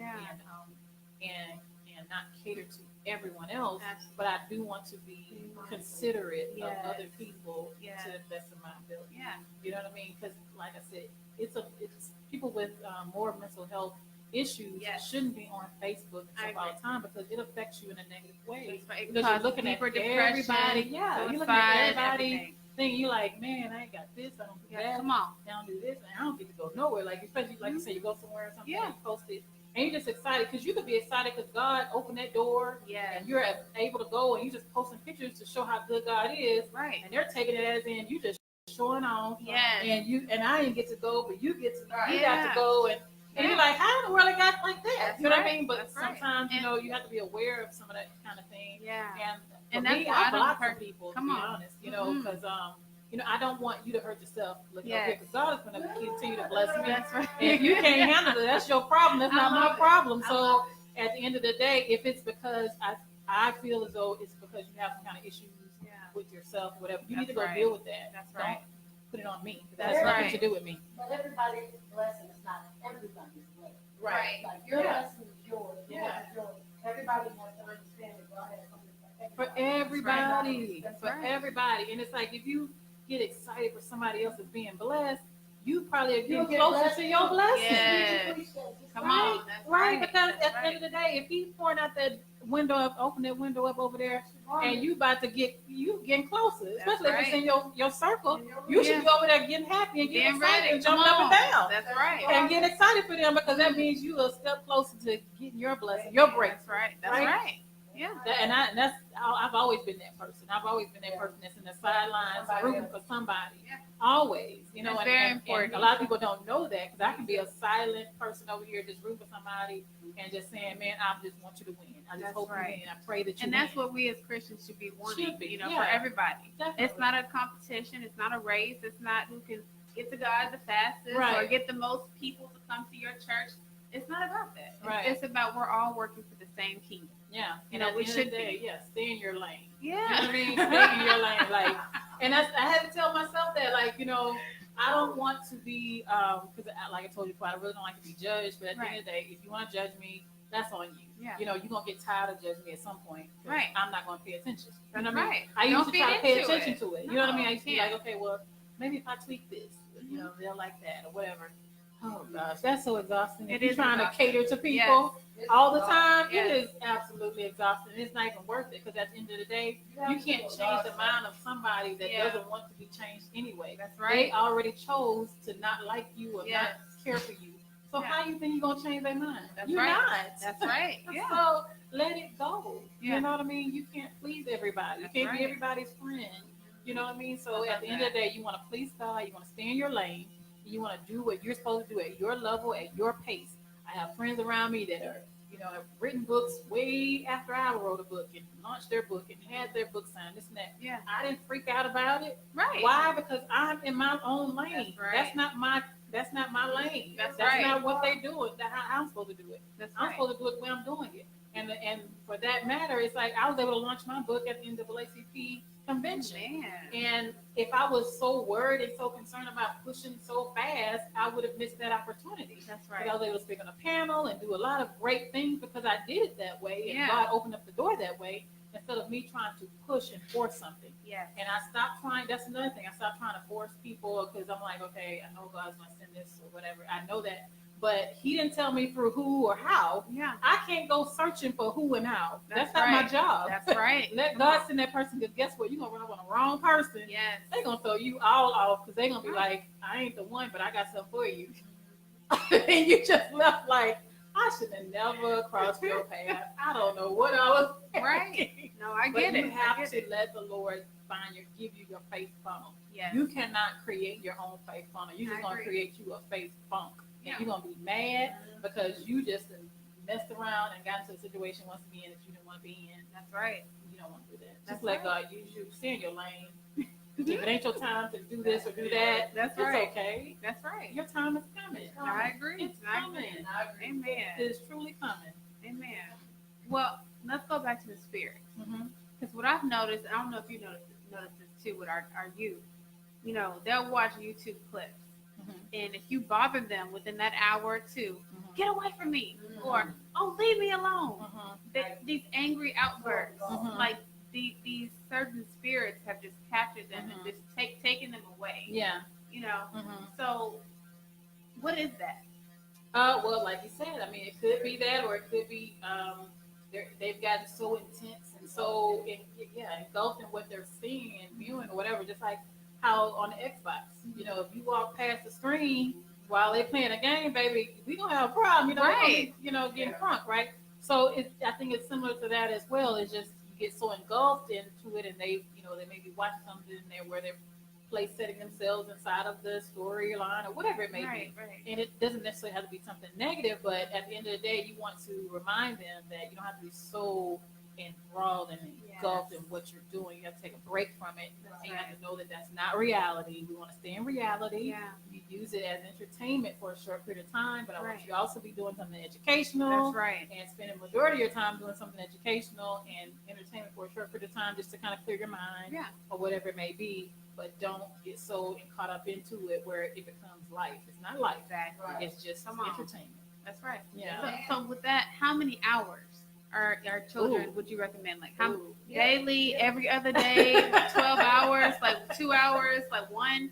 Like, I mean, I have my view, which is I think you shouldn't be on it until the weekend, but that's just me. Once again, I have to say to each his own. It depends on the parenting style. Mm-hmm. But there are recommended, time limits by the American Pediatric. They have a time limit. But once again, with it being a new thing, they have to keep doing studies. Right. And they're coming up with new information every single day. Okay. And so just yesterday, they came out with something. And if you don't mind, let me look if I can sure. exact numbers on it. But it was something that they just came out with. And I wanted to actually share it with you all. Let's see here if I can pull it up. But it was talking about exactly what we're talking about, being online or being watching something via social media. Mm-hmm. I thought I did a screenshot of it, let me see. But it's talking about the time and the amount of time you spend and what effects it have. And the study was talking about depression Yes. and There are some mental and health issues isolation. surrounded by Yes, that. It is. it creates. And I think as Yeah. a therapist, we even have, and I know I'm not even supposed to be saying this, but in our DSM, it's like a diagnostic manual that we Mhm. have. Mhm. It even has like I think it's called social media, like a addiction. It's like a type of addiction being on Right. social media. Right. So it's real, and Yeah. I want our parents and our listeners to understand that this is what is recommended. Yeah, exactly. Well, like I said, there are some of the times that are in the book that talk about exactly the ages Mhm. for different social media outlets as well as the amount of time. I was trying to get the very new latest information if my phone would allow. Let's see here. I think that's it. But it just talks about that information of dealing with how much time you spend, what it does to you, and making a choice that maybe I don't need to spend as much time, Right. Because it's actually making you feel more isolated because it is Yeah. isolating you. It's isolation. It's a lot isolated situation, right? Right. It's a And distraction. then, yeah, it's a complete distraction. And then I'm not doing anything after I get off of it. I'm feeling down because I didn't do anything to better myself. Right. I didn't do anything to create change for my future or to Right. better my future or to log in into my future to add to it. Or does So, the opposite. Yeah. I want to go out there and be like that person. Like I was saying about with As boot well. gang. Like, Yeah. Because you just boot gang. you're not you're looking at something and you're feeding yourself this information that has Oh, they're that's- asking for the link that you go to. that's not connected. That's what I'm trying to look for. Hold on, we're trying to get it for you. It's dealing with let's see here.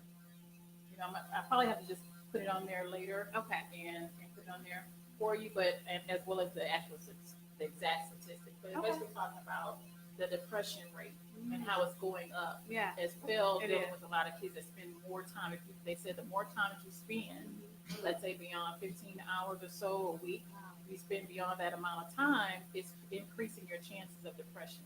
It's Wow. increasing your chances of isolation and things.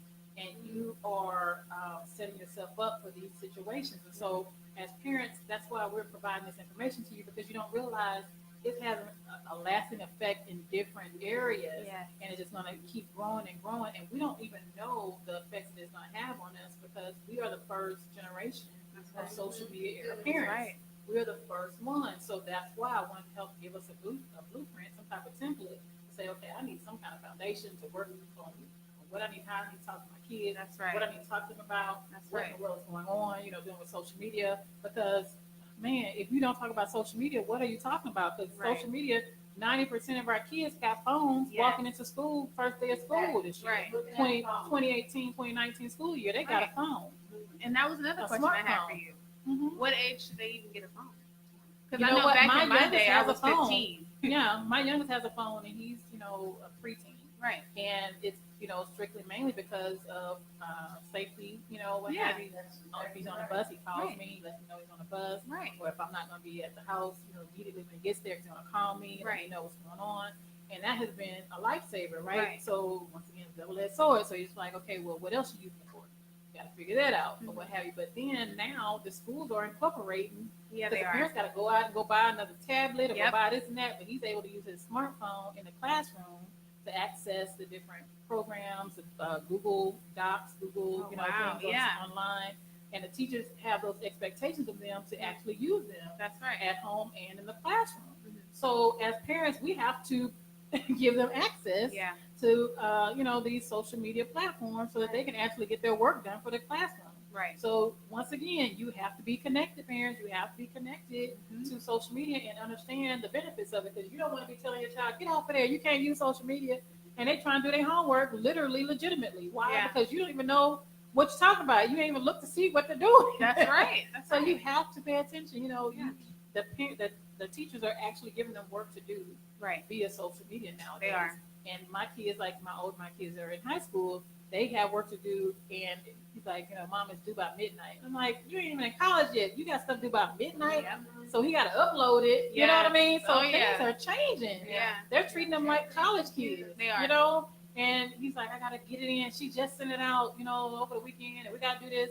And I'm like, that's college stuff. That's right. You know what I mean? That's how professors treat us back, in college. Yeah. And now that's how they treat them in high school. And I know my son, he's taking some DC courses or whatever. But still, I just think that is extraordinary because this is still high school. Yes. So they have all these very, very high expectations of them.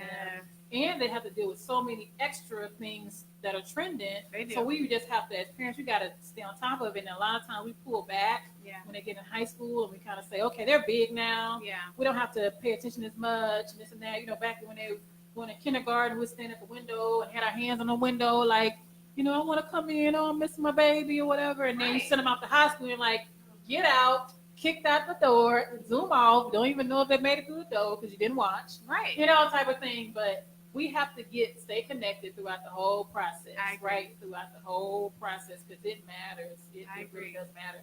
And actually, even in some cases, some children, it matters even more in high school because you want them to graduate, you want That's them to right. be successful, That's right. and those last 4 years Come on. shape them the most. We I know think- that. I also think it's important even in college too.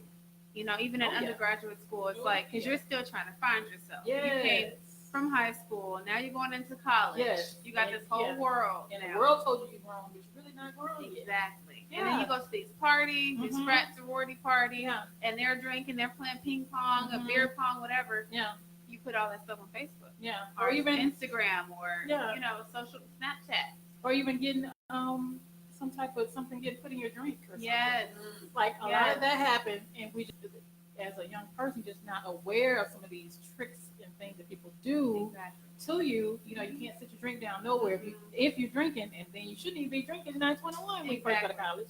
But if you are 21 in college, you shouldn't sit your drink down anywhere because you don't know if somebody could slip something in there. Right. And back in the day, it was called a Mickey. That's But right. they slip some in your drink, and then they have it where you are Mhm. incapacitated, so Yeah. they can take advantage of you. And even with that, you should even have a drink open.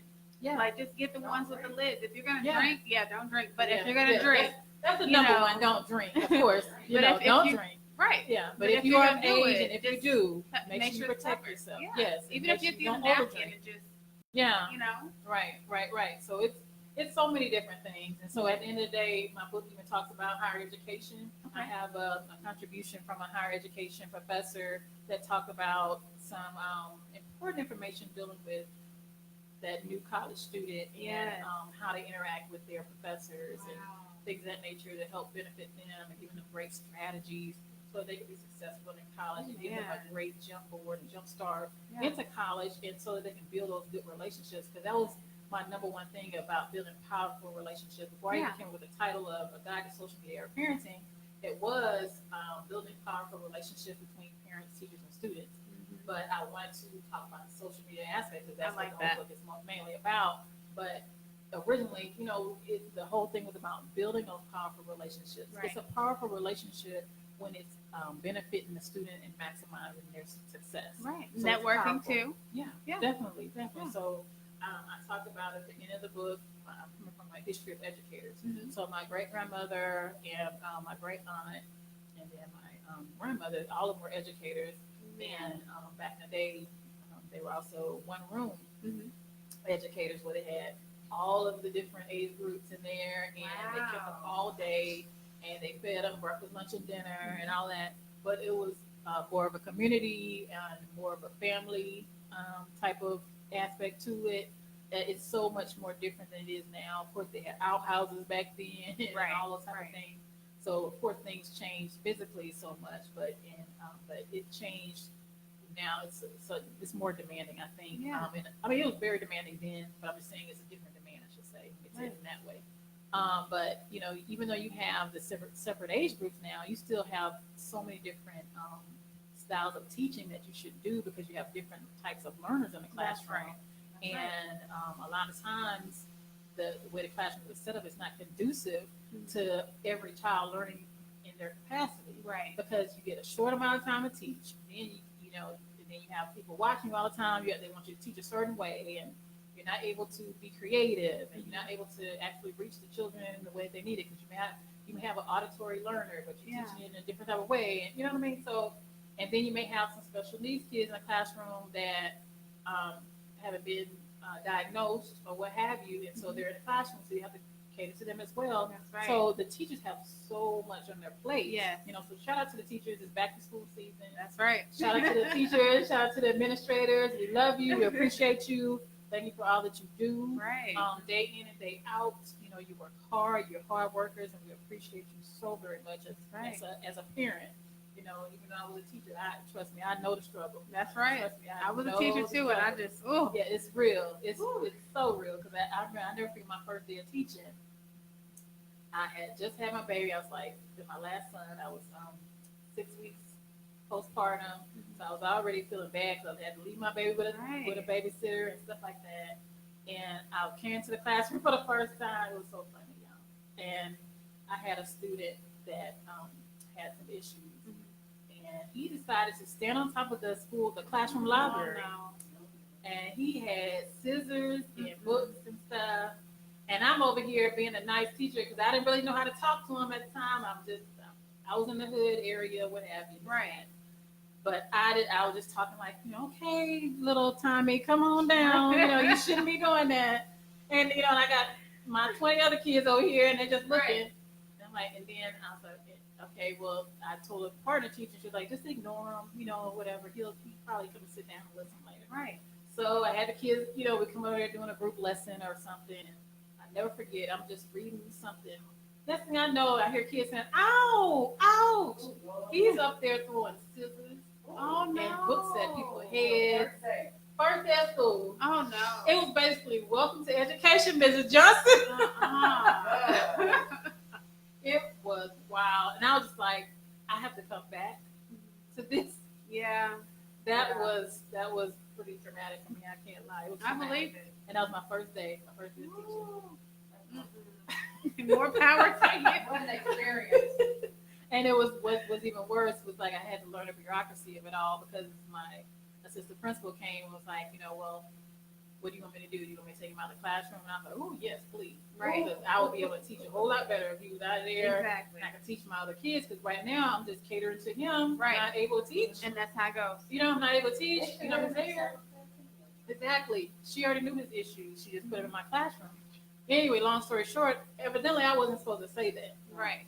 I didn't know I wasn't supposed to say that. Right. I thought this was a real question. Right. Okay? I didn't realize I was supposed to say, oh no, I got it, I can do it, I can handle it. Right. You know what I mean? Exactly. I Yeah. told my truth at That's that time. right. I didn't realize the codes that you're supposed to say or what have you. Right. So at the end of the day, it was a big learning curve for me. But I tell you what, I survived it. I That's learned right. so much, and from those experiences, I was able to bring that to the book and to incorporate that as well. I to be like able to that. connect my parenting experience as well as my teaching experience, and to be able to collect some experts in other areas to contribute to the book as well. I also have a contribution that I share from the CEO of Crime Stoppers Houston. Oh, good. And so she talked about some very important stuff. And then I just got a lot of great people in there. I mean, Dr. Cobbin, I'm not sure you're familiar with her. She's a great educator and leader in the community here in Houston. She travels across the country teaching educators as well. Yeah. And so she did a great contribution in the book as well. So like I said, I just really researched, took my time, gathered together some great information, made it well-rounded. So it's great for the parent of kindergarten, pre-kindergarten, all the way up to higher education, college Love years. that. So Yeah. we cover the full ground. We give you, practical strategies that you can use right now. A lot of times you get books and it's kind of like, well, if you do this, maybe you can do that or whatever. No, you can do this. You can be empowered. I want parents to feel empowered. That's I right. don't want you to feel inferior. I don't want you to feel like it's all hope is lost. I want you Right. to feel hopeful. That's I right. want you to know that there is hope That's right. and that you can do it. It's not going to all show. All your fruits are not going to show immediately, Exactly. but you just have to keep planting those seeds. It's going to show. It's going to grow up eventually. I like that. That's- Oh, well, I'm so happy that you were able to come out today and Me too. we were actually able to have our Right. show. I know. So it's a blessing to have like Truly a a talk about social Truly. media too. Yes. You know, like in parenting and I On hope, social media, even. yeah, Yeah. Exactly. right. You know, so with I just want to say thank you so much. And Thank how, you for and having how me. can people get in contact with you? And what do you have coming up? Well, okay. Well, I have my first actual event that I'm so grateful and so excited for. It's called Mom's Retreat with Motivated Moms, and I'm going to be on a panel discussion. Yes, I think with I saw that on other Facebook. moms, Yeah. and the keynote speaker is actually going to be Cookie Johnson, Magic Johnson's wife, and she's an amazing speaker. And Flex Alexander, he's going to be there, Oh. along with some other awesome people that are going to be sharing. And it's going to be a great power pack, insightful weekend, and it's going to be catering to moms. Okay. And in the package, actually, with your hotel package, you actually get a spa. Oh. A spa package too, and so it's so exciting. I'm so looking forward to it. And then you get swag with it. So if Okay. you're not familiar with swag is just like you get like either a bag of some goodies that a lot of the sponsors give, right? And the person that actually is doing this whole program, I went to one of her programs before, Motivated Moms, when I came to Houston, and she did. Oh yeah, she everything is first class. So I'm telling you, promise me, you can put it on everything. Like I wouldn't Yeah. tell you nothing wrong. If you go to this, you will be refreshed, you'll be rejuvenated, and you'll come away with a lot of takeaways mentally, with emotionally, what Yeah. have you. But also some good swag stuff to take to go. They're probably gonna give you some good stuff to go and take bath with, or Yeah. some candles. Or something. I know it's just gonna be some good stuff. And what Trust day? It's gonna be the 14th through the 16th of August. This 14th to 16th of September, and it's gonna be next month, September, and it's gonna be in Dallas. And you can go to bit.ly-power up then parent, and you can access purchase your tickets through Eventbrite. And once again, it's definitely going to sell out, and it's because she's such a well-rounded Christian woman, and she really believes in what she does. And so she has some great sponsors, great people that really believe in what she's doing, and she delivers. You know what I mean? Like, people aren't just, how some people get sponsors and they kind of like keep it to themselves. Or whatever it may be. But she's very giving, and she really shares it. And so I'm just grateful to be a part of it. She asked me about it, and I was like, yes. Right. You know? That's right. So I was just really grateful for the opportunity to be on that platform. and God had prepared me. You know, once again, when He opened the door, He already prepared you for it. That's You know what I mean? right. So all this leg work and all this, I'm just like, okay, I'm doing all these different things, and He's building it up and building me up and empowering me, and then He started opening the doors and He's like, "You ready?" And I'm like, "You know what, Lord, I am ready." That's right. So That's that's right. that's gonna be an exciting time, and any woman and any man that wants to treat your wife or your significant other that has really put it down and taken care of your kids very well, I would suggest that you get her a ticket to Motivated Moms retreat. I think they start at maybe like $250, and like I said, that includes your room and that includes a spa package. So Well, how you many can't days? beat that. It's like a 3 days, but once again, you have to see they have different levels to it, right? So like if you come one day or spend the night one night, then you have a 2 night, or you have a 3 night, or you do the whole weekend. Yeah. So then she also has themed nights. Like Friday night is supposed to be some where you wear like your yes. I'm telling you, she is real. Making me excited. She is so real. It's like, I've encouraged a lot of my friends that, you work hard every day. You got to take a break at some time and just do something for yourself. You have to, because it refreshes you and it gives you a new outlook. It gives you a fresh outlook. But a lot of times when you're in that grind, you can't really see anything because you're just grinding. Yeah. But when you pull back and you just kind of reflect and let the Lord speak to you for a minute, then He gives you a new, fresh outlook. Right. You know what I mean? Yeah. And then you can look at something in a different way. You've been looking at this all this time, trying to figure it out. Right. And you got to take the time to go take a break. Right. And come back to it, and then He gives you the answer to it. Amen. You know what I mean? I love that. Yeah. I love that. Yeah. And then also, how can they get your book? You definitely can go and get the ebook online at Amazon.com, and you can just Google my name. It's CHARYSE Johnson, or you can Google the name on Amazon, A Guide to Social Media Era Parenting, as well as I will share the link later on once I get in the car, and I'm going to put it on There we go. on the timeline as well. But also, you can get a printed copy that I will sign. You just send me a request at powerupparent@gmail.com, Awesome. and I will definitely sign you a wonderful book and get it mailed out to you. Just send me a request, and I will be glad to do just that. Amen. I love that. Yeah. I love that. And I would love to give away a book to There we someone, go. to one of your listeners. We want to do it today, we want to do it later, but I would love to have one to give away to someone. Yeah. Okay. So tell them what they can do so they can receive the giveaway. Oh, that's a good question. I didn't come up with I tell y'all what. What about the first person that writes in, like within the next 30 minutes, probably? Okay. The next 30 minutes, I would say what, 45 However minutes? you want to do it. All Yeah. right. I'll leave the book with you and figure it out. Yeah. Let's just make it simple. The first person within the next 30 minutes, it's 8:37 p.m., that says, I want the book, will be the first person to get it. And All share right? it with your friends. And yes. Share that video on your timeline. Yes.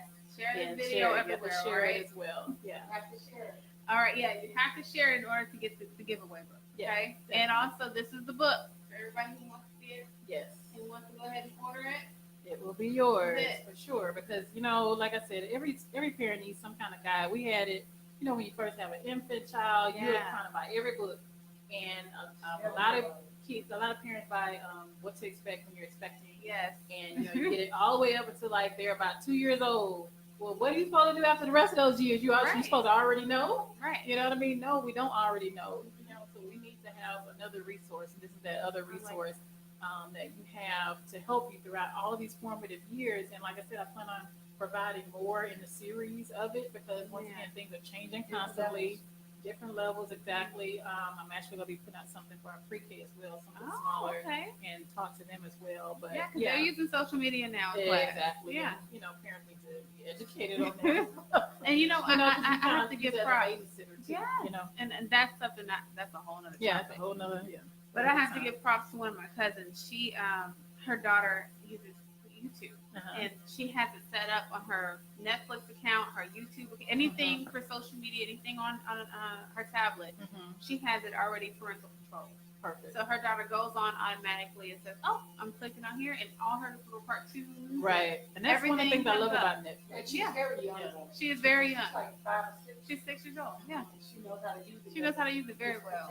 That's right. Yeah, I and that's think a good thing A as lot of well. parents don't take A time. lot of parents don't take time to Right. do that, and that's the problem. Right. Yeah. Exactly. Exactly. That's something that we encourage in the book as well. Make Yes. sure you put those parental safeguards up there because Yes. it's just to safeguard your child. That's right. Once again, when a lot of times we allow our kids to ingest all of these different things through their eyes, Right. and they're mentally trying to process it, and they can't process Yeah. it because they just don't get it. Doesn't make sense. And that's why you see a lot of times your kids walking around looking confused and Yeah. busy, and you don't know because they've been watching things that they really shouldn't be watching. That's right. You know what I mean? That's really disturbing It's to a them. spirit. That That they spirit got haven't, into yeah, they them. haven't been able to express it because they know they shouldn't have been doing it That's right. or whatever. So that's why it's just so important to really do your best to try to use those safeguards. And then if you know or think that they may have been watching something they shouldn't have these difficult conversations, talk with them, and then create some safeguards Mhm. and put them in place. And then sometimes you may need to even take these things. And guess Yeah. what? It's gonna be like heck in the house That's because Come on. to them, cell phones are That is life. everything. It's life. It's like it's between life or death. Yeah. How I got that way, I don't know, Yes. but guess what it is? What it is. Once Yeah. again, social media era parenting. That's Do what you right. gotta do. You just gonna have to let them know you're not gonna die. That's Right. right. Watch. You're not That's gonna right. die. You're gonna be okay. That's You're right. gonna live. You shall not live. I mean, you should not die. You shall live. You better start prophesying on you over yourself. That's right. You okay? That's Start right. talking to them like, start prophesying, baby, because you're gonna live. That's You're right. not. You're not gonna die. I love it. Because today you can live without this phone. That's right. Yeah. Yeah. Exactly. Yeah. Exactly. So it's about parenting nowadays, and it's funny Yeah. because Pastor West's wife, Minister Sharita West, had posted today Mhm. talking about parenting and saying that parents need to parent Yeah. so that and teach their kids respect, so that Mhm. they can respect teachers. Come on. And so I was like, that is just so timely because I'm coming on the show today. And Yeah. I was like, wow, parenting is like now people are really starting to catch on Yeah. how important it is about parenting. You're blaming the teachers, you're Yeah. blaming the students. But at the end of the day, if you don't catch the eye and the ears and engage these parents, we're going to miss out on a lot because our kids got to come home and if they're coming home to parents that don't pay attention to them Yeah. or throw it off and don't care, Yeah. then it's going to make Just a go in their lasting room effect and and it's shut not the going to ever door. stop. That's Yeah. right. Yeah. And they're just gonna let them go with that phone and go and do different things. They're gonna be in there like you got the kids creating all these different because like they're trying to be able to make the 3D guns. Oh, That's yeah. not a good idea No, at it's all. not. Okay, It's it's bad enough that they got real guns. Yeah. Okay, so they in there polishing up their guns and stuff, and the parents ain't paying no attention. They ordering stuff online, Yeah. making stuff and this and that. And, Yeah. yeah, so at the end of the day, we got to bust in the door if you have to. I've had to, my husband and I, we've had rooms with no doors for our kids. Yep. We've had rooms with no beds. No You lies. do what Yes. you got to do, and you look at me and you don't know it. Why? That's Because right. I do what I have to do, and I'm a parent. That's Yes, right. I'm going to do whatever it takes for my child and for my Amen. family. Amen. Yes, she is. I love it. Right. My mom had no locks on my doors. Okay, we don't believe in locks. If I want to kick it open, I need to. Okay, okay, and that's the She used to get thing. mad, Mama, why you coming in my room? I said, because I'm paying for this. Okay, And I can't. exactly. And like I said, once again, you know your child. Right, So some right, of them, right. like I have one, I allow him to put the lock on the door, but at the end of the day, it's not a lock which you can't get into. Right. You Yeah. still like all we do is just Make it open it back up. Yeah. But it's just because his brothers like to come in and take his stuff and I give his space, Right, right. So you just Get know. Yeah. So I Yeah. know, you have to know your kids. But at the end of the day, this is our house. That's right. We make the Come on. decisions. Don't get beyond yourself. That's You right. know, calm Like down. you said, stay in your lane. Yeah, stay in your lane. We're allowing you the opportunity to be blessed to sleep in this bed. That's We're right. staying at home to absorb this air conditioning. That's Okay? right. That's This right. is a blessing. You have to teach them what blessings are sometimes. Yes. Because sometimes you get Yes. so caught up into thinking it's your right, Yeah, your yeah. privilege. Like, no, sweetheart, your parents are working hard every day That's to right. provide for you. And It's it's your getting right harder to to be a provide. baby. Yeah. Yes. That's right. Do you have daughters? No, I have 4 sons. Four sons. That's why I have to be a You tough talk like mom. My mother had all boys, 4, and Really? 1 girl. No, I know. We You gonna stopped. try again? We stopped. Because the last one almost took me out. And I was like, you know what? Oh, That's no. it. Yeah, Yeah. that's We it. can't have that. That's it. That's it. We're done. I understand. This was really Well, good. it was. Yay. Excellent. Well, Thanks for again, having me. thank you Thanks so for- much, Sharice, for coming on today. I appreciate Again, you so everybody, much. she's going to post the link on here on the timeline in just a little bit. Thank you all for tuning in today. We really had a great day, a great Yes, time, yes, and also we got to do it and glorify God at the same time. So, absolutely. for everybody that wants to get in contact with you one more time, how Yes, they do please that? reach out to me at powerupparent@gmail.com. That's how you can email me if you would like a signed copy. Or if you want to go to my blog, go to powerupparent.com and you can see me and my family and some of the entries that I've had in my blog and information about us, because I was started my blog over a year ago before I actually published the book, so that I can kind of get to know you and you can get to know me, and I can share with you and you can see where I come from. So Amen. Amen. Yeah. I love that. You give them the opportunity to get to know you. exactly. And sometimes we fail to do that. Yeah. I like that. Yeah. Well, we want to just, bless everybody today. We just want to say, please stay encouraged. Please watch after your children, regardless of their age, and they think they're grown, whatever it may be, whatever the situation is, you work too much, whatever. Make sure you spend time with your children. Make sure if you have to look at their social media pages, their Instagram, under a fake name, Yes. just to make sure. Yes, you do what Do you gotta so. do. Do what you gotta do. Do what you gotta do.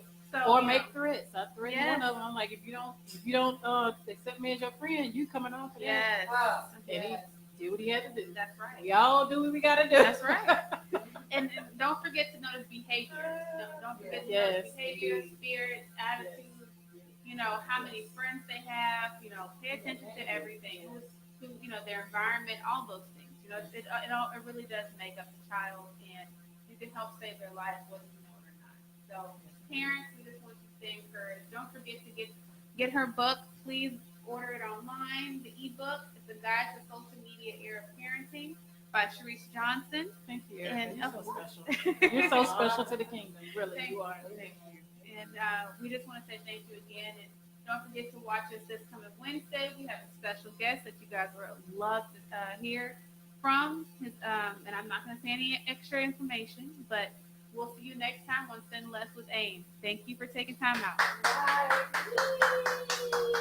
Excellent.